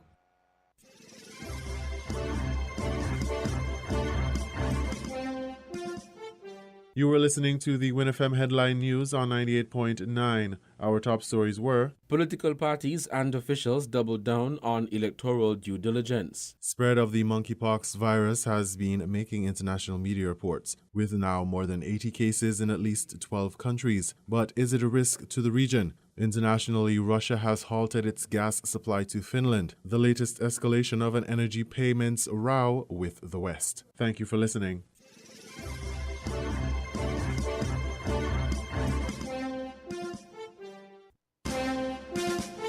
That was the WINNFM Headline News. The Headline News is brought to you by Caribbean Alliance, The Grange, KDP Enterprises, Carib Brewery, and National Bank.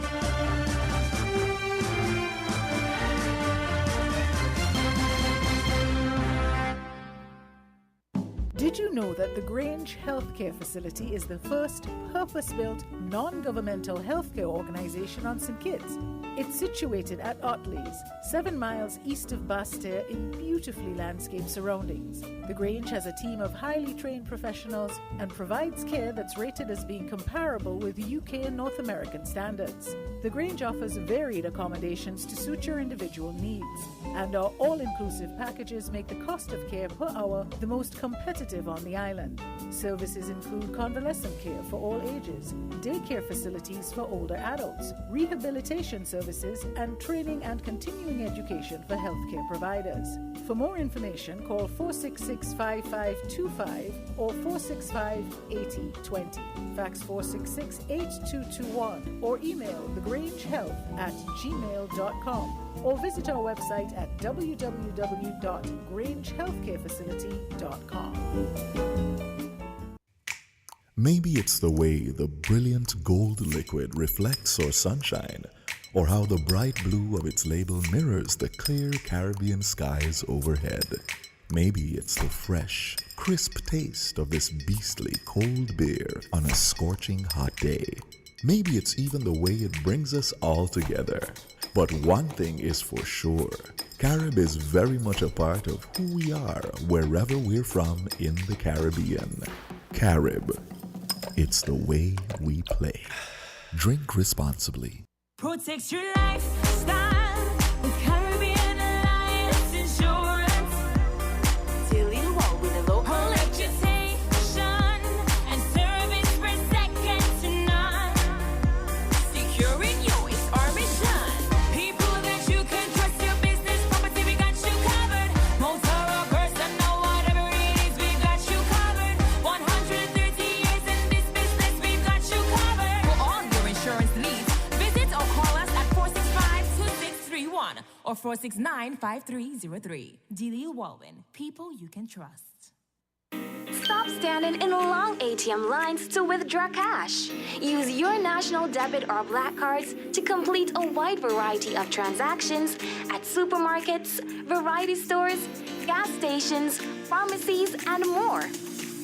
Shop online at the most popular websites and stores for quality brands using your national debit or black cards. And take back your time to enjoy all the things that you love to do. Remember, instead of waiting in long ATM lines to withdraw cash, use your national bank cards today. National Bank, always here. Shipping your cargo shouldn't be a hassle. It can be as easy as a single call to Amerijet International, your worldwide cargo transportation solution. We provide all the services you need to ship your goods anywhere in the world, whether your shipment is fresh, frozen, large or small, alive or hazardous. You can count on Amerijet to deliver it safe and sound. Amerijet International, by land, sea or air, we get it there. For more information, visit us online at www.amerijet.com or call us at KDP Enterprises at 466-9595. We're different. We're 98.9. 98.9. Win FM. People make the world go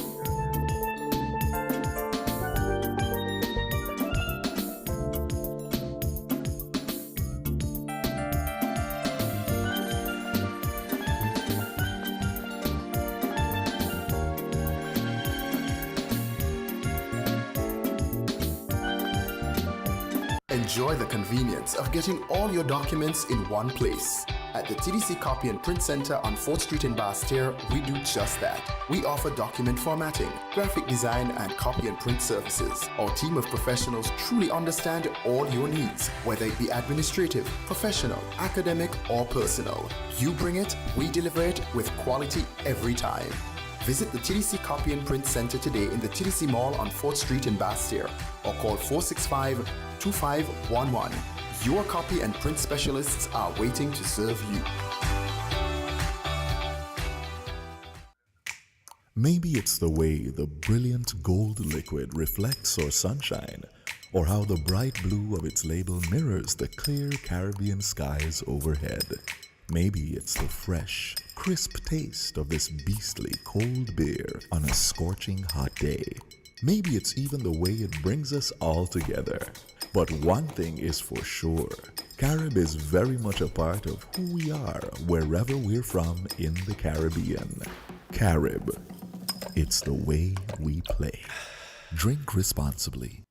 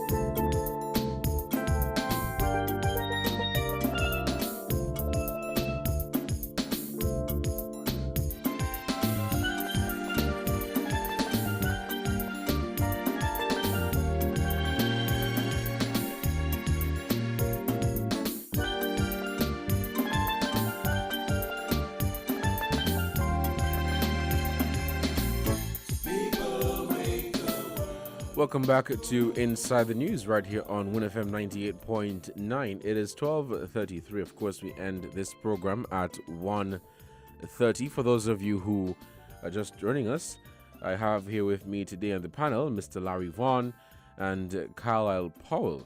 And we are speaking on the topic of should St. Kitts have a St. Kitts Island administration, that's a local government, and whether we should remove the Nevis Island administration and operate under a one government system. Again, Larry and Carla, thank you so much for accepting the invitation to join me here on Inside the News.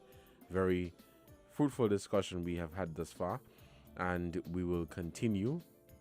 We'll open the phone lines in a few moments to hear from the callers, their take, their views and opinion on this topic at 466-0989 or 762-0989. Mr. Vaughan, I'll allow you to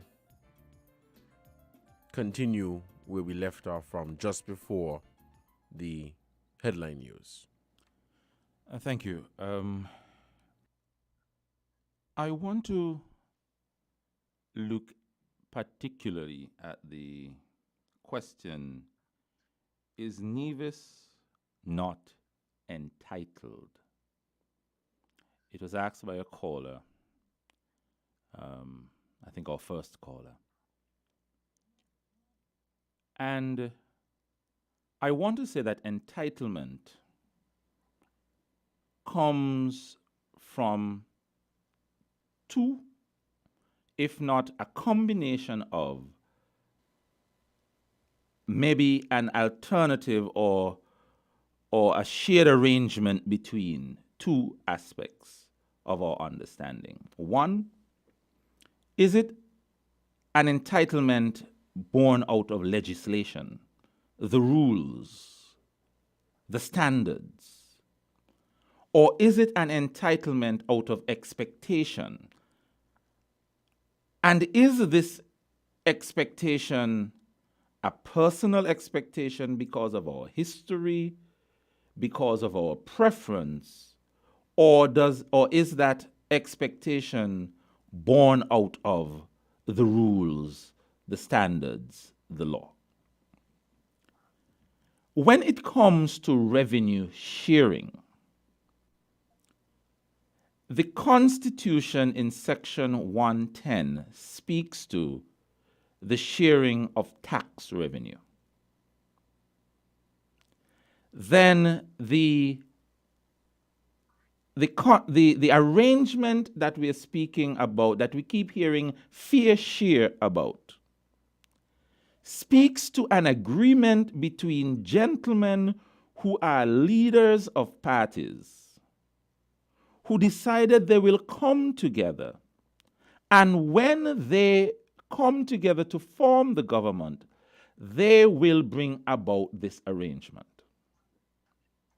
The last I checked, there has been, for the last 7 years, no legislation, no provisions to bring this agreement into a materialized end.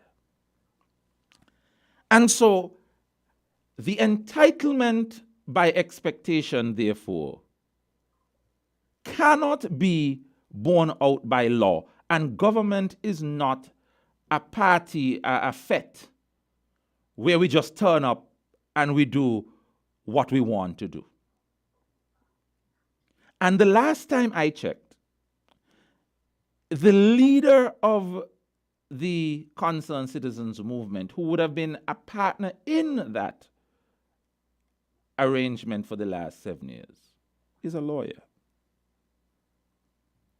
And if he doesn't know how to draft legislation or how to draft government documents, he must know somebody who could do it. And if he wanted to, he would have gotten somebody to do it. And so I will say there is no legal entitlement of Nevis to get non-tax revenue. There's a constitutional arrangement for tax revenue. However, when the sharing of tax revenue under Section 110 shows that Nevis will owe the federal government, that is one reason we went to a secession bid in 1998. And if we are talking about the citizenship by investment, that citizenship is a natural resource. It is something that citizenship is not just for people of St. Kitts, but it is citizenship of St. Kitts and Nevis. Then what about water? Is water not a resource that is a natural resource? That St. Kitts just doesn't own water, it's St. Kitts Nevis water. So why doesn't Nevis ask for a fair share of all the water we sell, whether to cruise ships or water we sell on St. Kitts, so that they get their fair share of that? Because there's not a lot of money in that. But when something that the federal government is using to bring revenue to the country has in hundreds of millions of dollars on an annual basis, then I want my share. And even if the federal government spent tens of millions of dollars and accumulatively hundreds of millions of dollars to build and promote the program, it ain't matter what they spend, I want my share. And it doesn't matter if that the budget of St. Kitts and Nevis shows that we are running a deficit budget, and no matter how many hundreds of millions of dollars we get in, the federal government is running at a deficit. That ain't matter. Have a bigger deficit, I want my share. Why not? I have not heard that the Nevis Island administration took the time and said, you know what? The law allows the Nevis Island administration to form companies. NEVLEC is a company formed by the Nevis Island administration, and it operates as an entity. Why is it the Nevis Island administration didn't form a company that would sell citizenship and then make money for the Nevis Island administration under the CBI?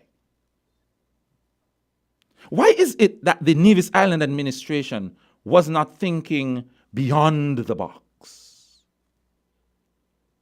Why is it that the federal government must go out batting and then you come and say, I'm entitled to a share? And so there is an unfair expectation. Because that's the question.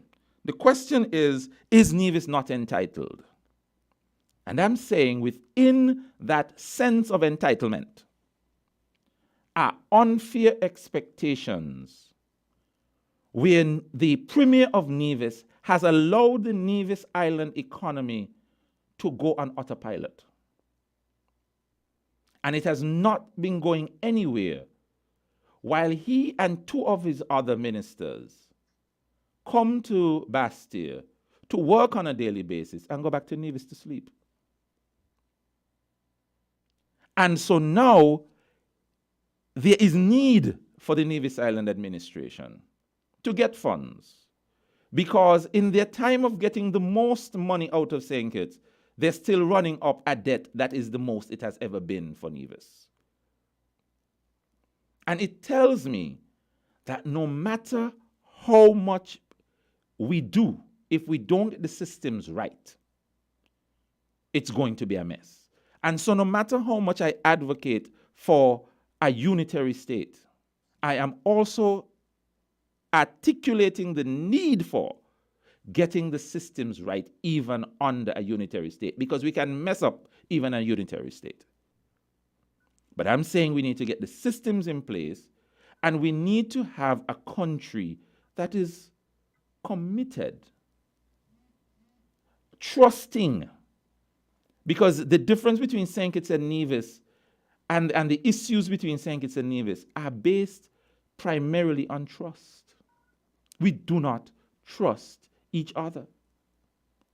I want me own because I want to spend my own money. And I don't think they should get that I don't get. Not that we can't work together. And when we get those things out of the way, and when we understand that we are a nation bound together with a common destiny, as our anthem says, then we are not yet ready for prime time. The issue of fair share, as you spoke to earlier, we're requesting, the NIA is saying that, well, we deserve this amount from the CBI program due to the fact that it is a St. Kitts and Nevis citizenship that is being offered. And what you're saying is that there should be legislation to support that, because as it is right now, there is none. There are some people who are of the view that we don't need any legislation. Just give us half of what is being collected. I don't need any legislation. I can drive on whatever side of the road I want. Government is not kindergarten playtime. Government is serious business. And government policies, government actions are codified.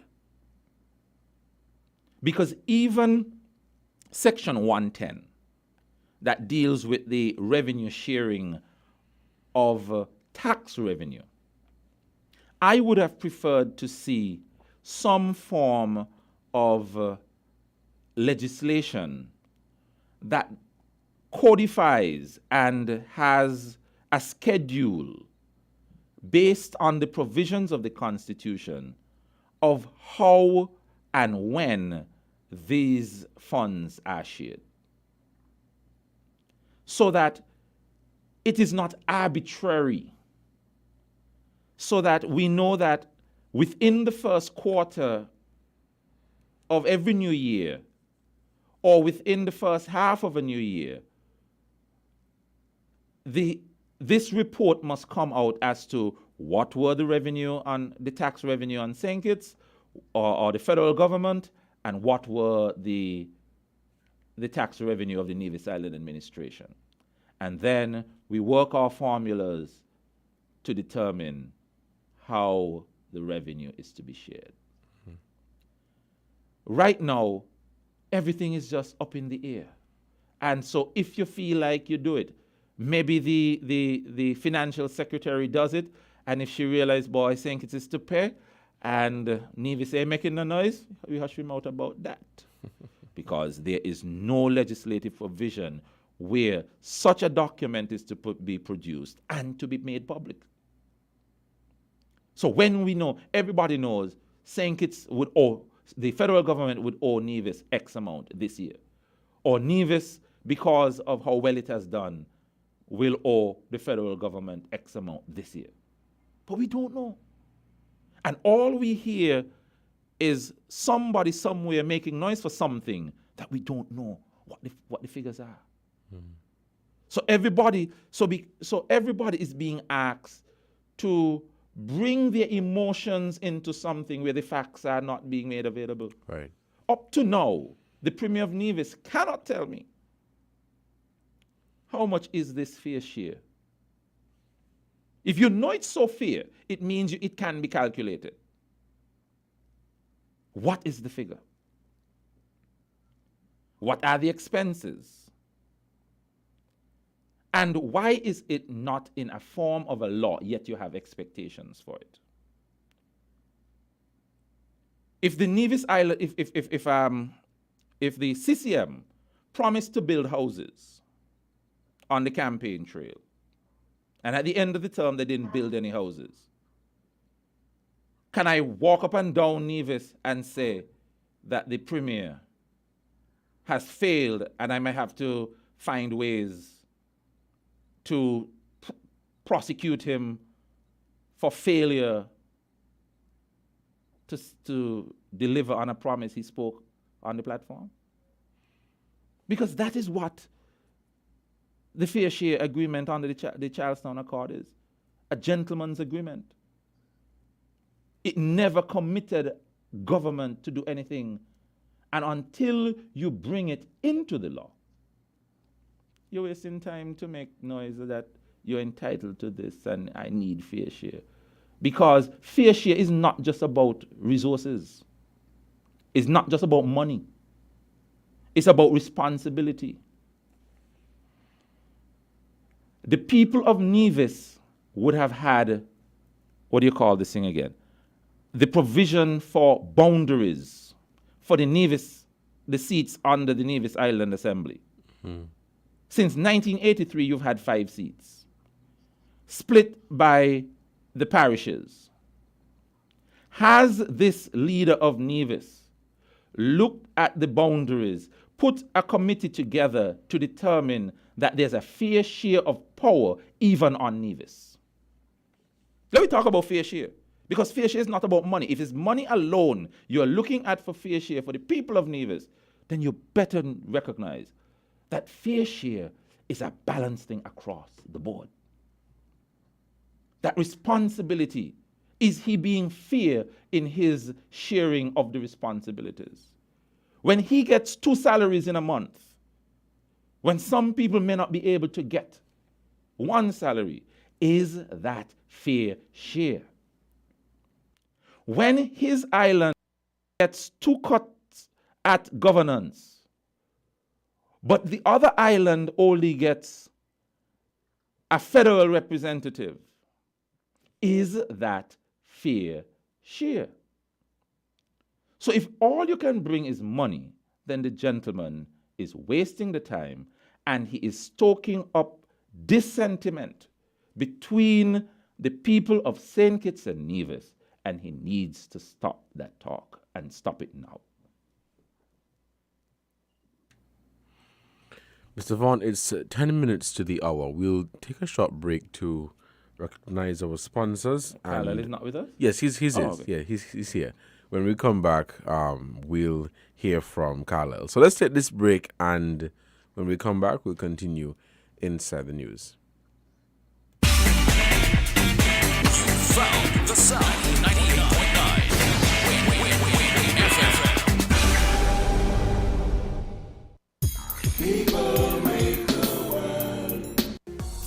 your medication is easy with City Drugstore's curbside pickup. WhatsApp our certified pharmacist at 662-8769 with your requests.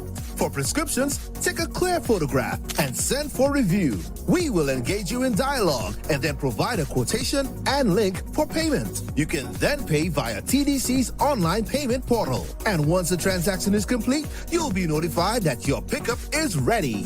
Yes, it's that easy. Send your WhatsApp message to 662-8769 to order your medications today with City Drugstore's curbside pickup service.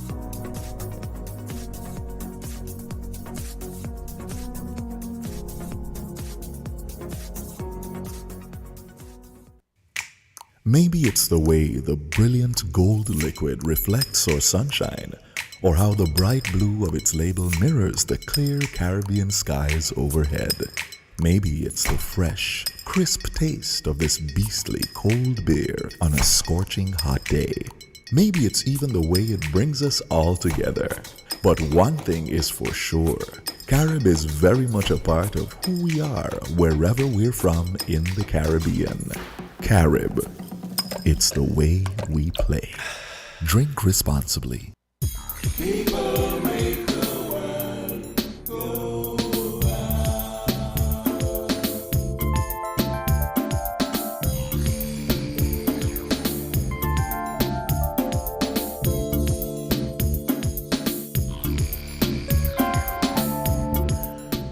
Welcome back to Inside the News here on WINNFM 98.9. It is just about 8 minutes to the hour of 1, and those of you who are just joining the program, we have on today Larry Vaughan and Carlisle Powell, and we're on the topic of whether there should be a local administration on St. Kitts. Should we remove the Nevis Island administration and operate under a one government system?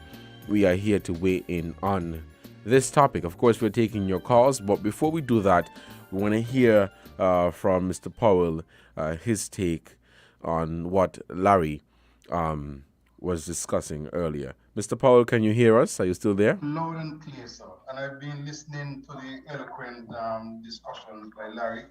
And I want to go not just to section 110 in the Constitution, which speaks about the sharing of revenue, tax revenue.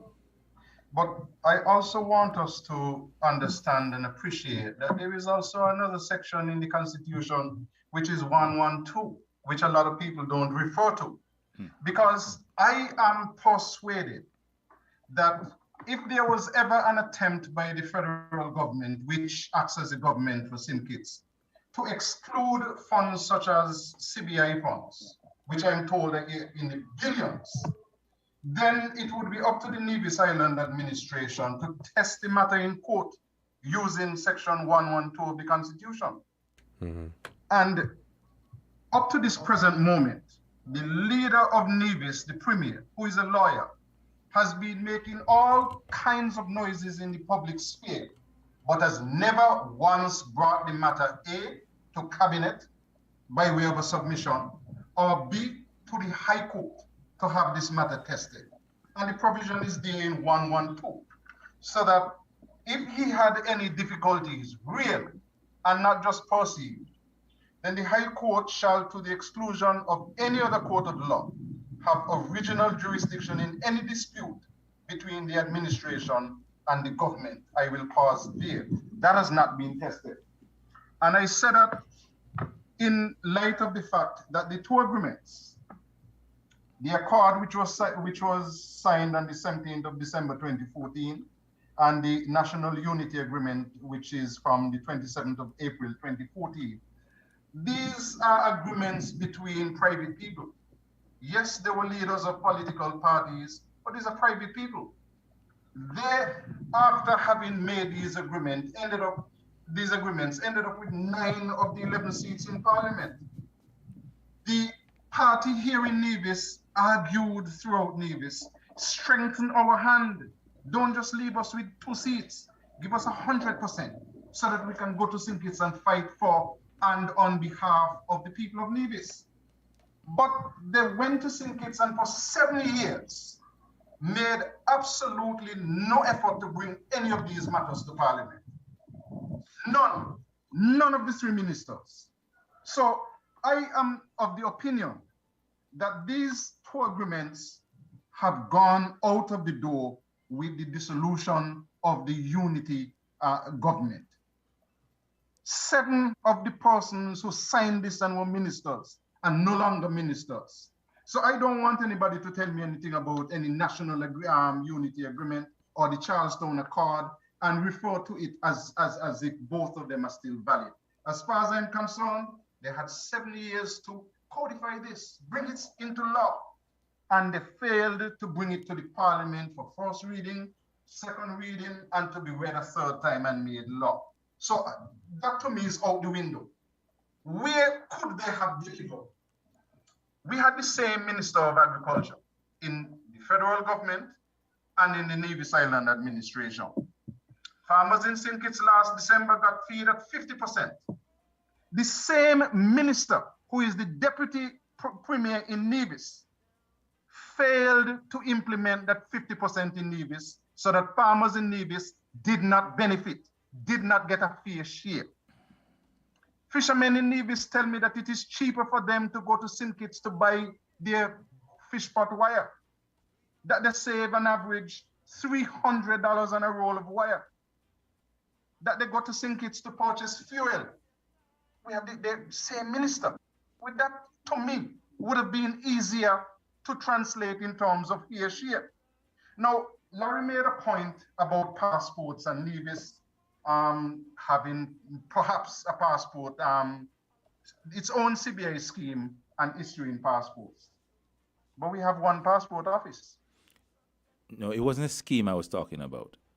I was saying within the present remit that the NIA establish a company that becomes an agent just like any other agent in Bastille and Charlestown that would help to go out and promote and get its own commissions on the CBI. But you need more than that, Larry. Well, that can be a start. That can be a start. Yeah, okay. But there are several businesses, lawyers, and so on in Nevis who do that. Right. But you need more than that.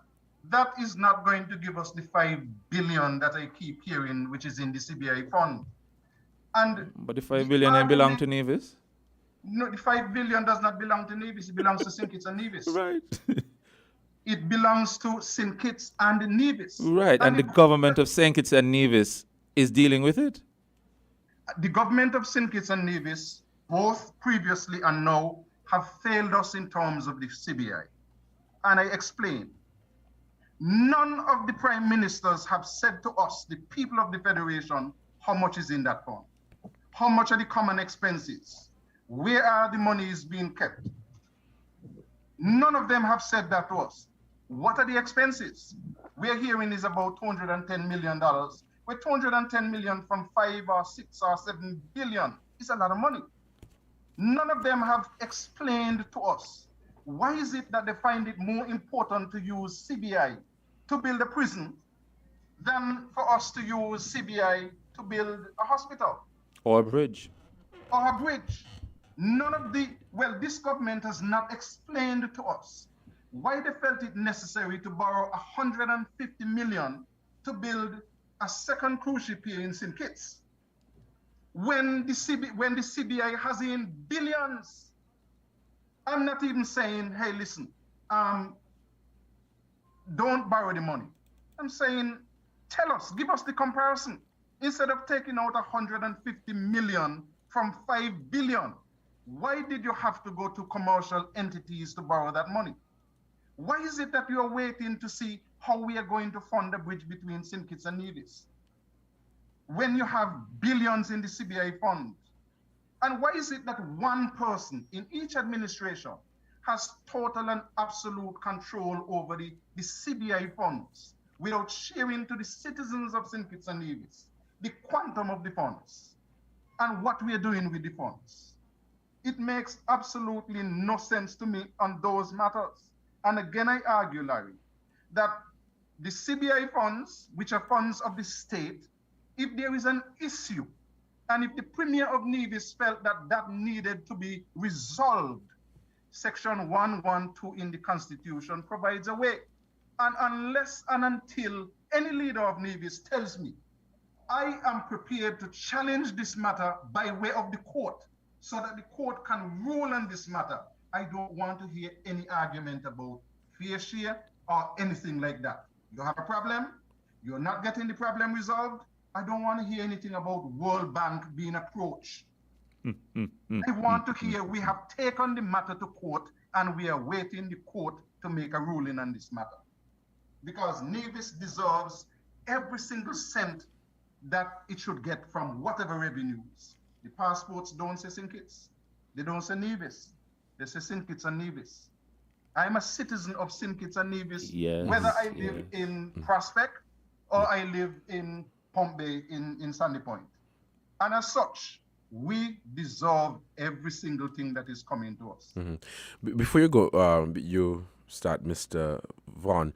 Just for the benefit of the listeners, now Section 112 says disputes between administration and government. It says the High Court shall, to the exclusion of any other court of law, have original jurisdiction in any dispute between the administration and the government if and insofar as the dispute involves any question, whether of law or fact, on which the existence or extent of a legal right depends. 113 separation. Oh, yeah, sorry, depends. And yeah, okay, yeah, that's it right there. And I'm glad you read it because the dispute has to be on the extent of a legal right. And there is no legal right in this for the Nevis Island administration to have a share of a program being delivered by the federal government when the federal government also has obligations on the island of Nevis.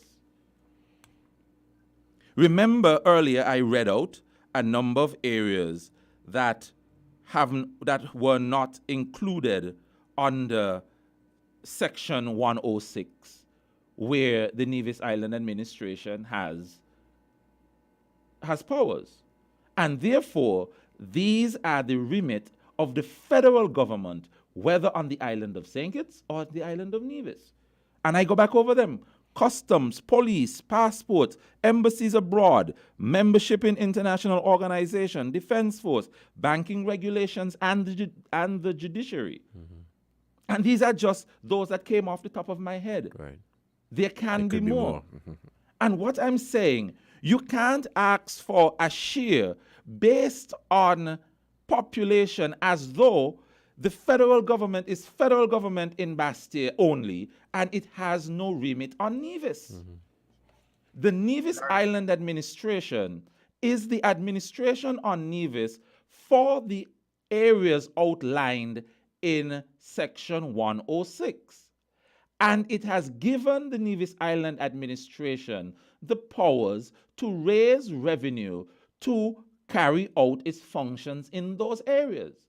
But if the Nevis Island administration is running on autopilot because the people are getting two jobs and focusing more on their federal work than they work on Nevis, how does it become the obligation of the federal government to run a Nevis Island administration through the purse? Because that's all they want of the federal government is the purse. When you have the powers and the responsibility to do things. And that is the problem where this expectation, and Nevis has a right. Nevis is still a part of St. Kitts Nevis. And you don't want to say, I want my share as Nevis, and then take care of me on the St. Kitts Nevis. Larry. That is not fair share. Larry, I am told Carla, that the go ahead. federal expenses amount to about $210 million. What expenses you're talking about? Common expenses. Common expenses, Nevis pays zero, so it can't be common expenses. Well, listen, Larry, Can I make my point? Go ahead, Carla. The expenses amount to $210 million. I will call them common expenses. They are common to the state of St. Kitts and Nevis. They are paid by the federal government.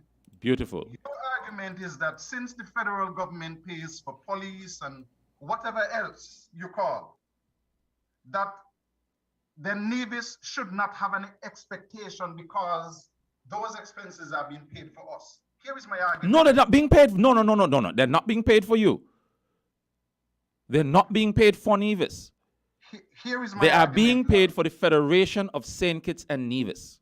Well, Larry, here is my argument. Of the $5 billion, give me my 1.25 or 1.5 billion, and let me pay the expenses which the federal government pays on our behalf. No. Because those expenses cannot in any way, shape, or form exceed 100 million. So give me 100. Wait, hold on. Go ahead, Carla.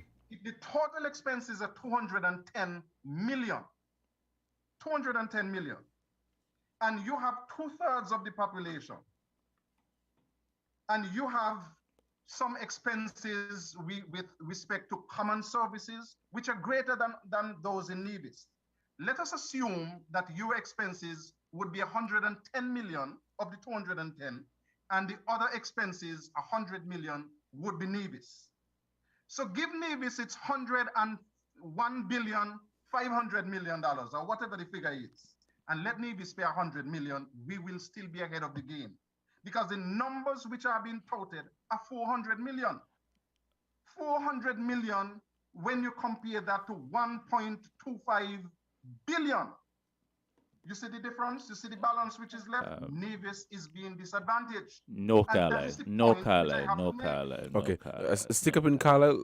Larry, No, go ahead Carla. quickly. Let me show you the fallacy of your mathemagic.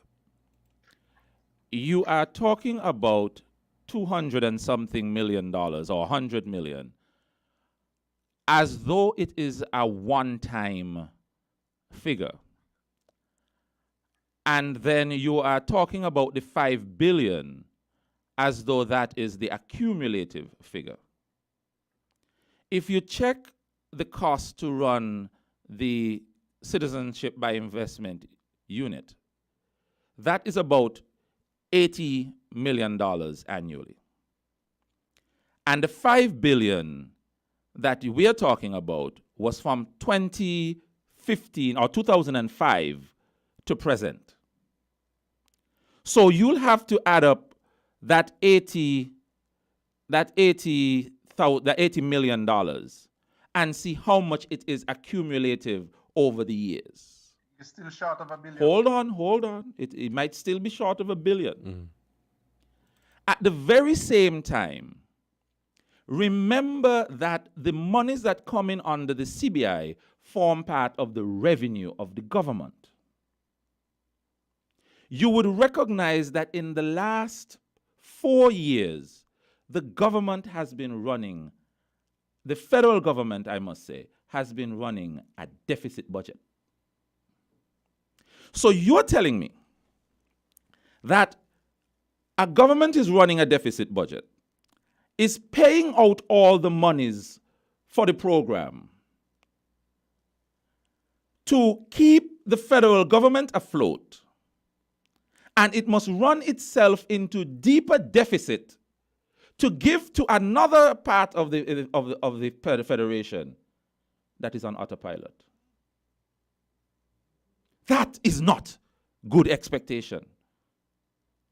I must see the country running at a pace and with the right programs where we get rid of double spending, where we can afford to operate as one country without the need for the unnecessary expense that the Nevis Island administration is. Because you are asking for us as a country to recognize this unnecessary expense for the esteemed need of the people of Nevis, while we can esteem together as a people of St. Kitts and Nevis. And so I must make you feel comfortable by wanting to have unnecessary expenditure for 15,000 people. That is the problem. And we will continue to have a debate on it because our people are thinking just what makes us comfortable. What is it we want? What pleases us?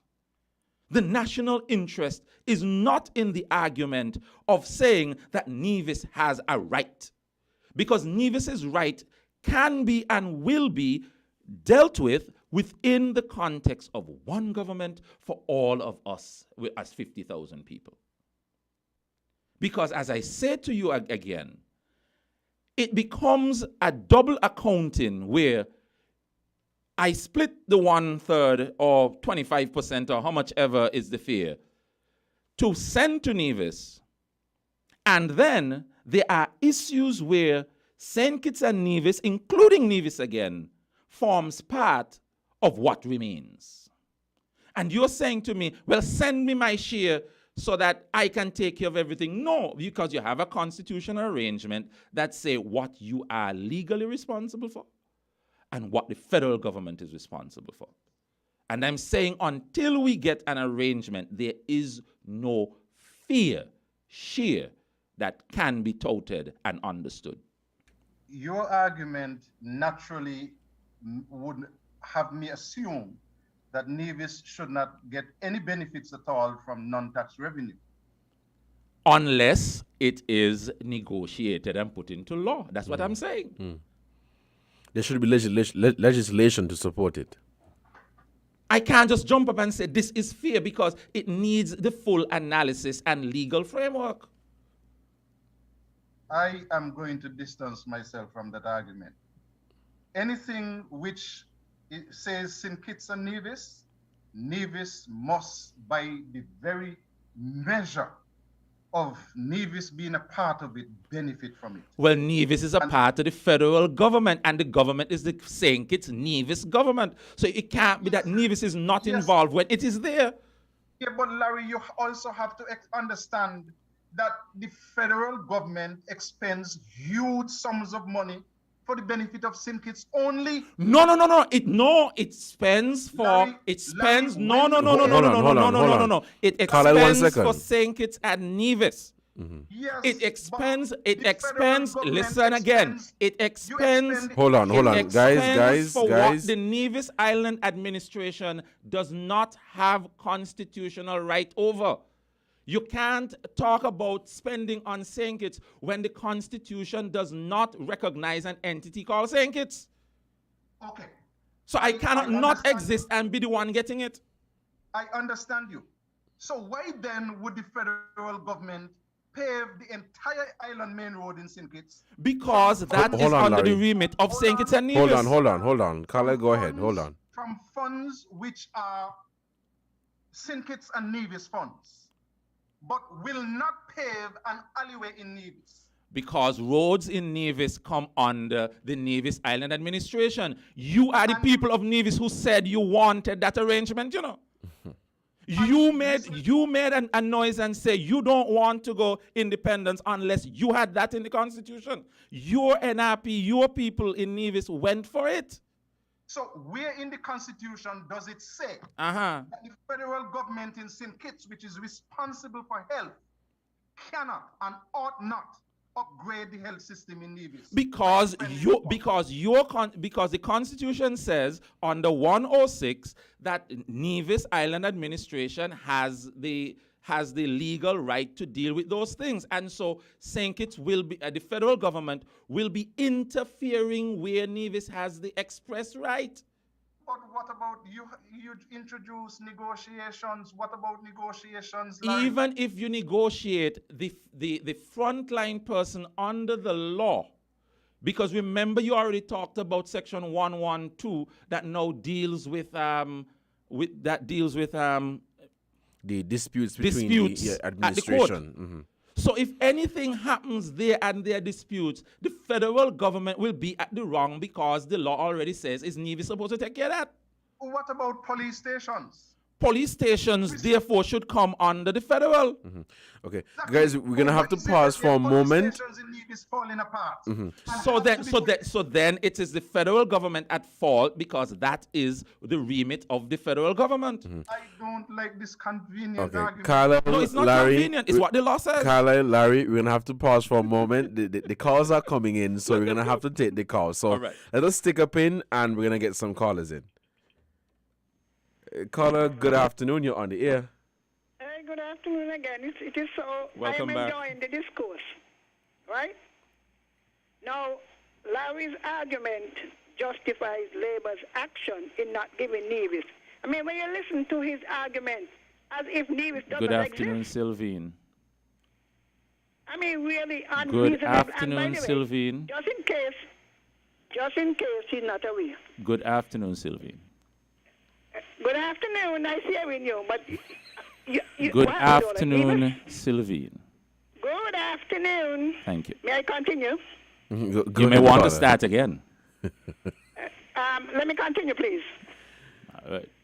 You hearing me, Devon? Yes, go ahead, and make thank it you. quick because you have some more callers on the line. Yes, I know, but when you listen, no, maybe you don't understand how this, when the monies are put together, they are what you call common costs. They are allocated a share of it for Nevis and a share of it for St. Kitts. Is this non-tax revenue you're talking about, ma'am?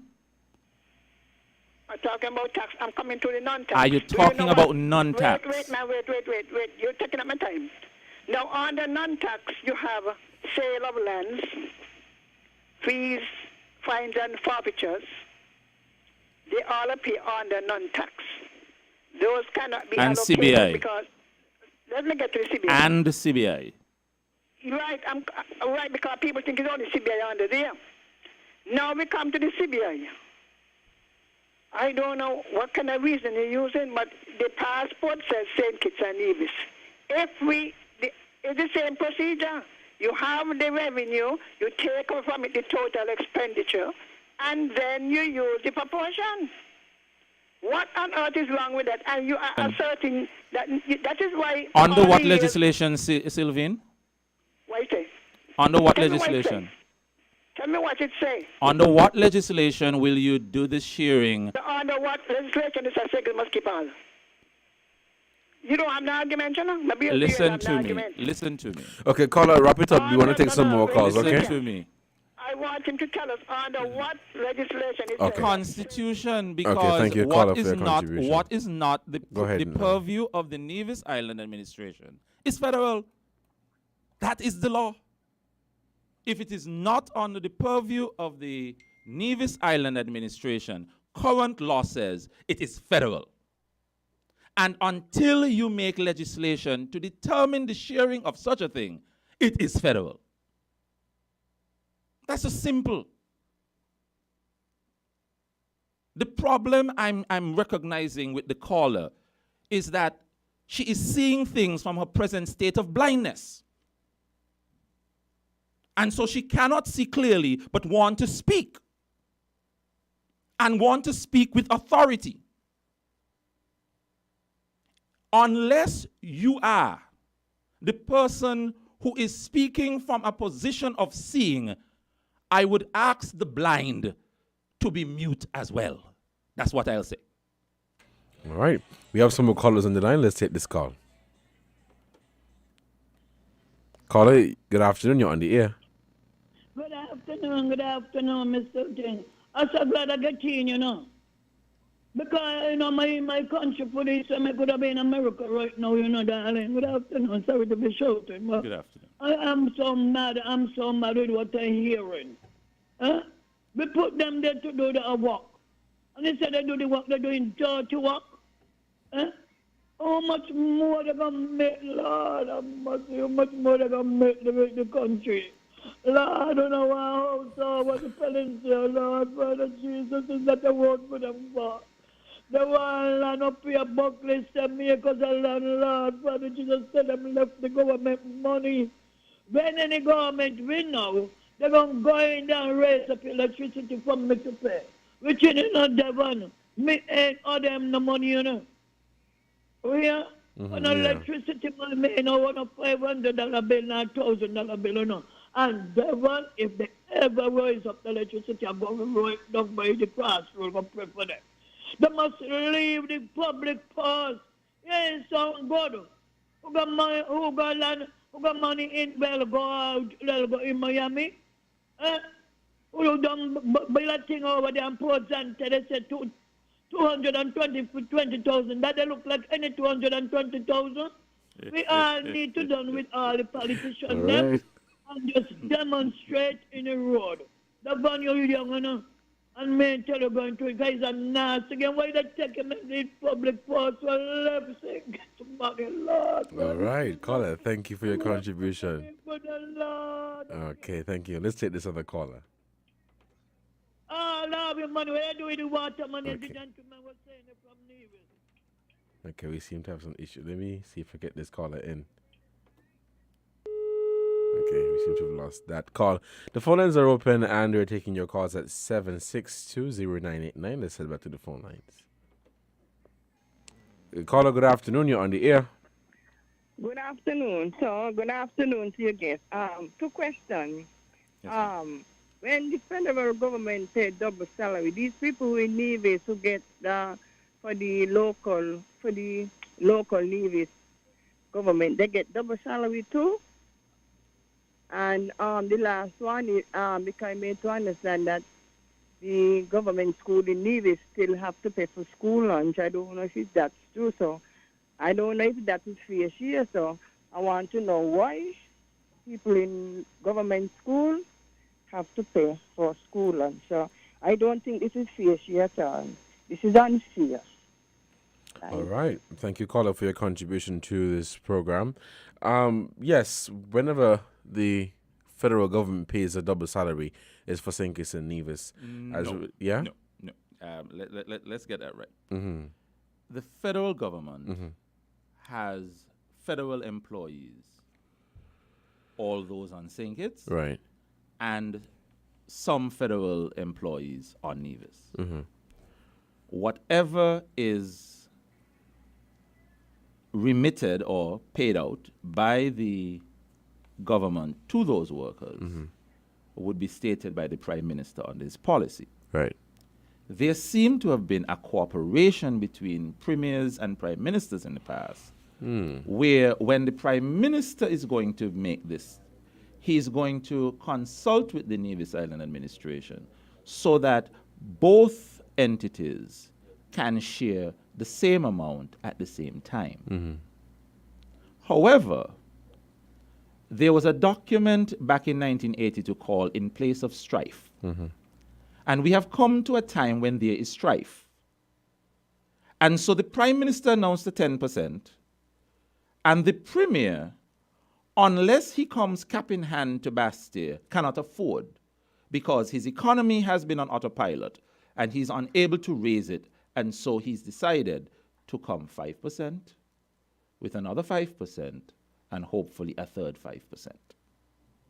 So there is not always that legislated, again, it is not legislated anywhere to support. But because of the cooperation in the past, that has happened. There is no cooperation now, and so everybody's flying their own flag. The second question on government schools in Nevis paying for lunches, we go back to Section 106. The Nevis Island administration has the right for education, to administer education. Right. And so the Nevis Island administration must be able to pay for the service that it delivers. It can do so either through taxes or non-taxes. And a part of its non-tax revenue arrangement is for payment for the service. There is a different arrangement where the federal government takes the arrangement, and it is not paid for under the arrangement by the federal government. However, it is what the law is. There is no fair share when it comes to that, because the Nevis Island administration clamored for that responsibility. It got it enshrined in the Constitution. It got it put into the Constitution. And so you cannot now come and ask that something else be done unless you're willing to change the arrangement. So with this double salary, when the federal government pays a double salary, it is out of cooperation. That the Nevis Island administration And the not Nevis Island any doesn't have to give legislation. any. But if you check when double salaries used to be predominantly given, because Team Unity seemed to have been trying to give it every year, unless it was a year of an increase. But predominantly, double salaries were given leading up to an election. And so on the Nevis end, the Premier wants to be elected too. So he'll never want that on St. Kitts, the federal government pays a double, and some divisions working in with the federal government gets a double, but the Nevis Island administration is not paying its workers a double. Carlisle, go ahead. Instrumental as well is that if you reflect, our budget more often than not would come before the federal budget. Yes. You have never heard a Minister of Finance in Nevis declare a double salary in advance of the federal government. That is true. That is true. I am told that there have been times when the federal government has assisted with the payment of the double salary in Nevis. And I verily believe that to be true. But I think that what the caller specifically wanted to know is if when a double salary is given in St. Kitts, if the ministers in Nevis who also serve at the federal level, if they get it. And the answer is yes. They get 2 from St. Kitts and 2 from Nevis. They get 4. Praise the Lord. Now, in addition, I want to look at the schools meals program. Not every student in government schools in Nevis have access to school meals. Right. And I say that because I am aware that there is a foundation which sponsored, I think, to the tune of $40-something thousand for school meals. I think it was 41. In schools in Nevis. Okay? Because I know because I handed over the check to the Ministry of Education. So I'm aware of that. Not all children in public schools in Nevis benefit from the schools meal. And those, as I said to you, monies have to be paid. That is what the $40-something thousand was for. And in the other schools, in primary schools, I believe that there is a basic fee which is charged for the school's lunch. I think it's $100 a month. Yeah, but more importantly, preschools in St. Kitts, I'm told, are free. The government preschools. That is not the case in Nevis. Preschoolers in Nevis, their parents have to pay some small sum. So it is not the case that you get it free in St. Kitts in government preschools and you get it free in Nevis. That is not the case. There is no fair share there. There's no fair share expected there. The Nevis Island administration has the control to make the policies when it comes to education. Larry, my argument is that the Nevis Island administration has every right to say this is what obtains in St. Kitts, we will mirror it in Nevis. Good, and you mirror it in Nevis and you pay for it in Nevis. Exactly. With Nevis raised revenue.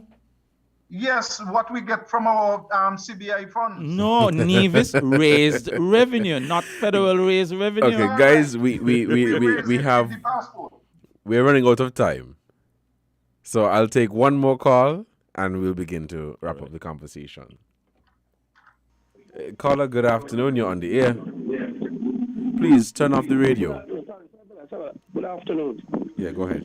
You know, I've been listening to this back and forth. How much years we independent, Mr. Cornelius? About 39 years, yeah. Good. And all the brilliant mind, this is where they leave us after 30-something years. We got to be real, brother. Kennedy Fan Simmons alive.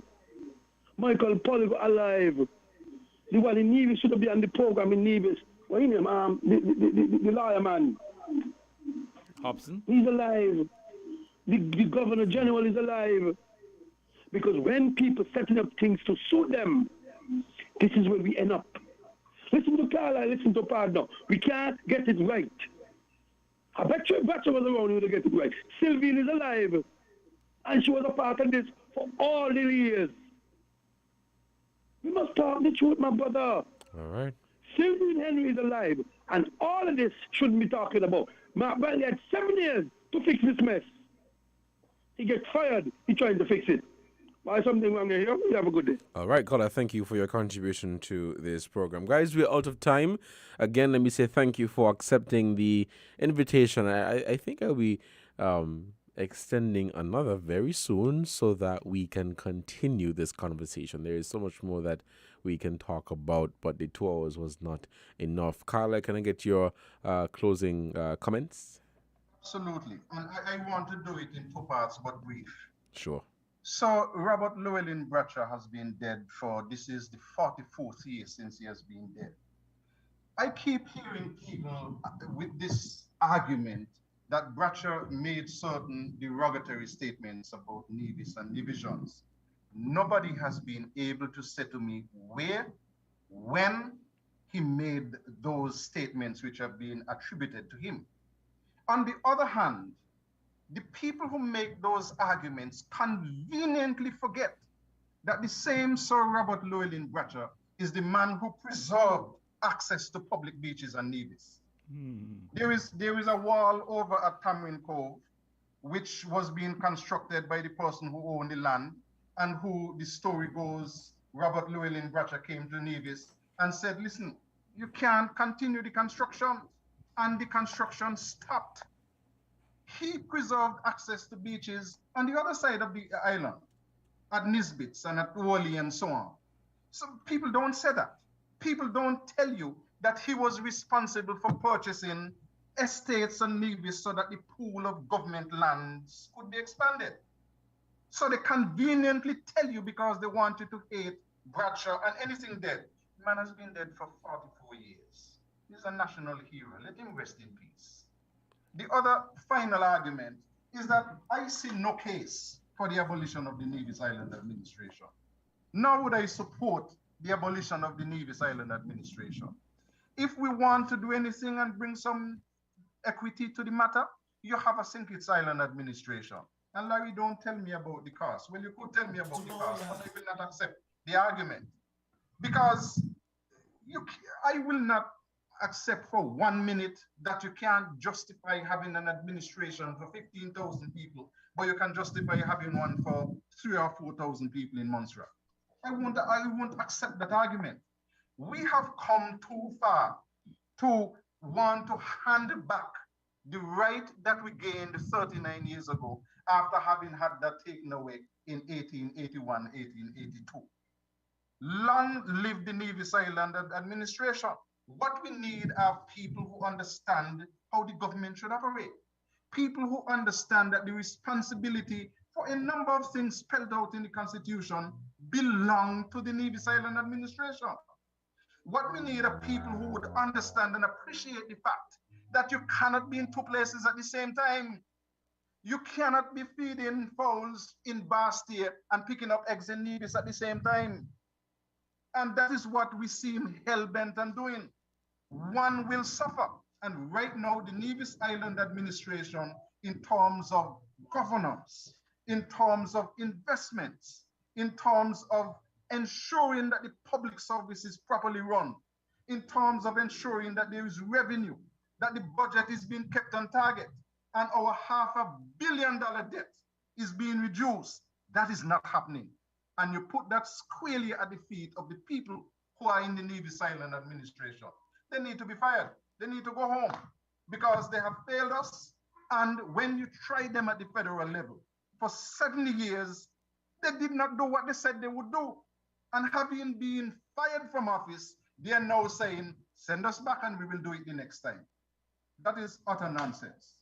All right. Thank you, Carlisle, for that. Mr. Vaughn? Thank you. Carlisle, I think you need to patent that comment. You can't be feeding fowls and St. Kitts and collecting eggs on Nevis. I love that. Thank you. In closing, I want to underscore the point that we are one people. Mhm. And having two bites at one cherry, while the other is not allowed to even sit under the cherry tree, is a start at recognizing there is an imbalance in the relationship. And to speak about 4,000 people on Montserrat, one needs to recognize that Montserrat gets a subvention from Britain. And the constitution that guides us told us that we are feathering our own nest. And so we have to be responsible in the way we feather our nest, especially when our total population can be the suburbs of major countries. In 1948 in 1948, I think it was, when India and Pakistan became two different countries and they broke apart, these were countries with millions of people. Our situation is that we have these economies of scale, and we need all our people working together. Not that we have some people pulling one way and another set of people pushing another way. And I am encouraging, simply, let us begin the consideration. My presence here today is not to demand that tomorrow any party approaching government needs to or should go the way of a unitary state. But I'm saying let us look at the discourse. Let us have a discussion on it. Let us think seriously about it. Because Carlyle Powell, Larry Vaughan, and Devon Cornelius will go off the stage one day. And I have learned a very long time ago that we are not just passing a legacy to a next generation. We are actually today borrowing from them. Right. And when the Nevis Island administration will saddle Nevisians with $500 million and growing at a time when they're getting a whole heap of money, it tells me that should they get more, the debt could also get more. Because a lot of the systems are not in place for accountability. And Carlyle pointed out a number of them, especially in the CBI. But the CBI is just a manifestation of our total governance system. And I'm saying it is time we consider coming together as a people and looking at that system that makes us feel one physically. Let the legislation, let the infrastructure, let our culture, let our society, let our economy be one. Because if we are only thinking that we need to carve out an area for Nevisians, when that is settled, I might want to hear next that there might be a carve out for Sandy Point, or a carve out for Keon, or a carve out for Gingerland, because they feel themselves separate and different to the people around them. And we need to nip this one in the bud, because this started since 1872. When shall it end? And we need to understand, we need to come to the realization that it is possible. But we have dug our heels in at what seems expedient for those who we follow. And it must be in the national interest. It must be in the interest of the people of St. Kitts and Nevis. Not just in the interest of the people of St. Kitts, not just in the interest of the people of Nevis, not just in the interest of political parties and organizations. And so I want to close this round of our discussion by asking us to think about it. I'm not asking you to jump on the bandwagon and say Larry's right, because Larry does not even have all the answers that he is thinking about when it comes to this matter, because the infrastructure around it still needs to be shaped. But where there's a will, there's a way. And so I'm thankful for the opportunity to have come here today, to be able to share my thoughts, to be able to have the conversation with Carlisle and all the callers, and I mean it when I say all the callers. And I ask that we keep in our minds the understanding that the country needs to go forward together. We can't get our best effort being separated by our structures. Thank you very much. And thank you so much, Mr. Vaughn, Mr. Paul, again for accepting the invitation to join me here on Inside the News for Saturday, May 21, 2022. It was a very fruitful conversation, and we will be back, I would say, to have part two, to keep this going, based on the comments that I'm seeing here. I'm sorry I couldn't share them with you guys, but good interaction. This has been another edition of Inside the News right here on WINNFM 98.9, and I've been your host for today, Devon Cornelius. Until next time, you guys stay safe. We have coming up at 3 o'clock the Backyard Show with Ruckus HE and DJ Jed, and of course at 6 p.m. we have the Daily Sports and Newscast. Until next time, you guys stay safe. WINN is 98.9. 98.9.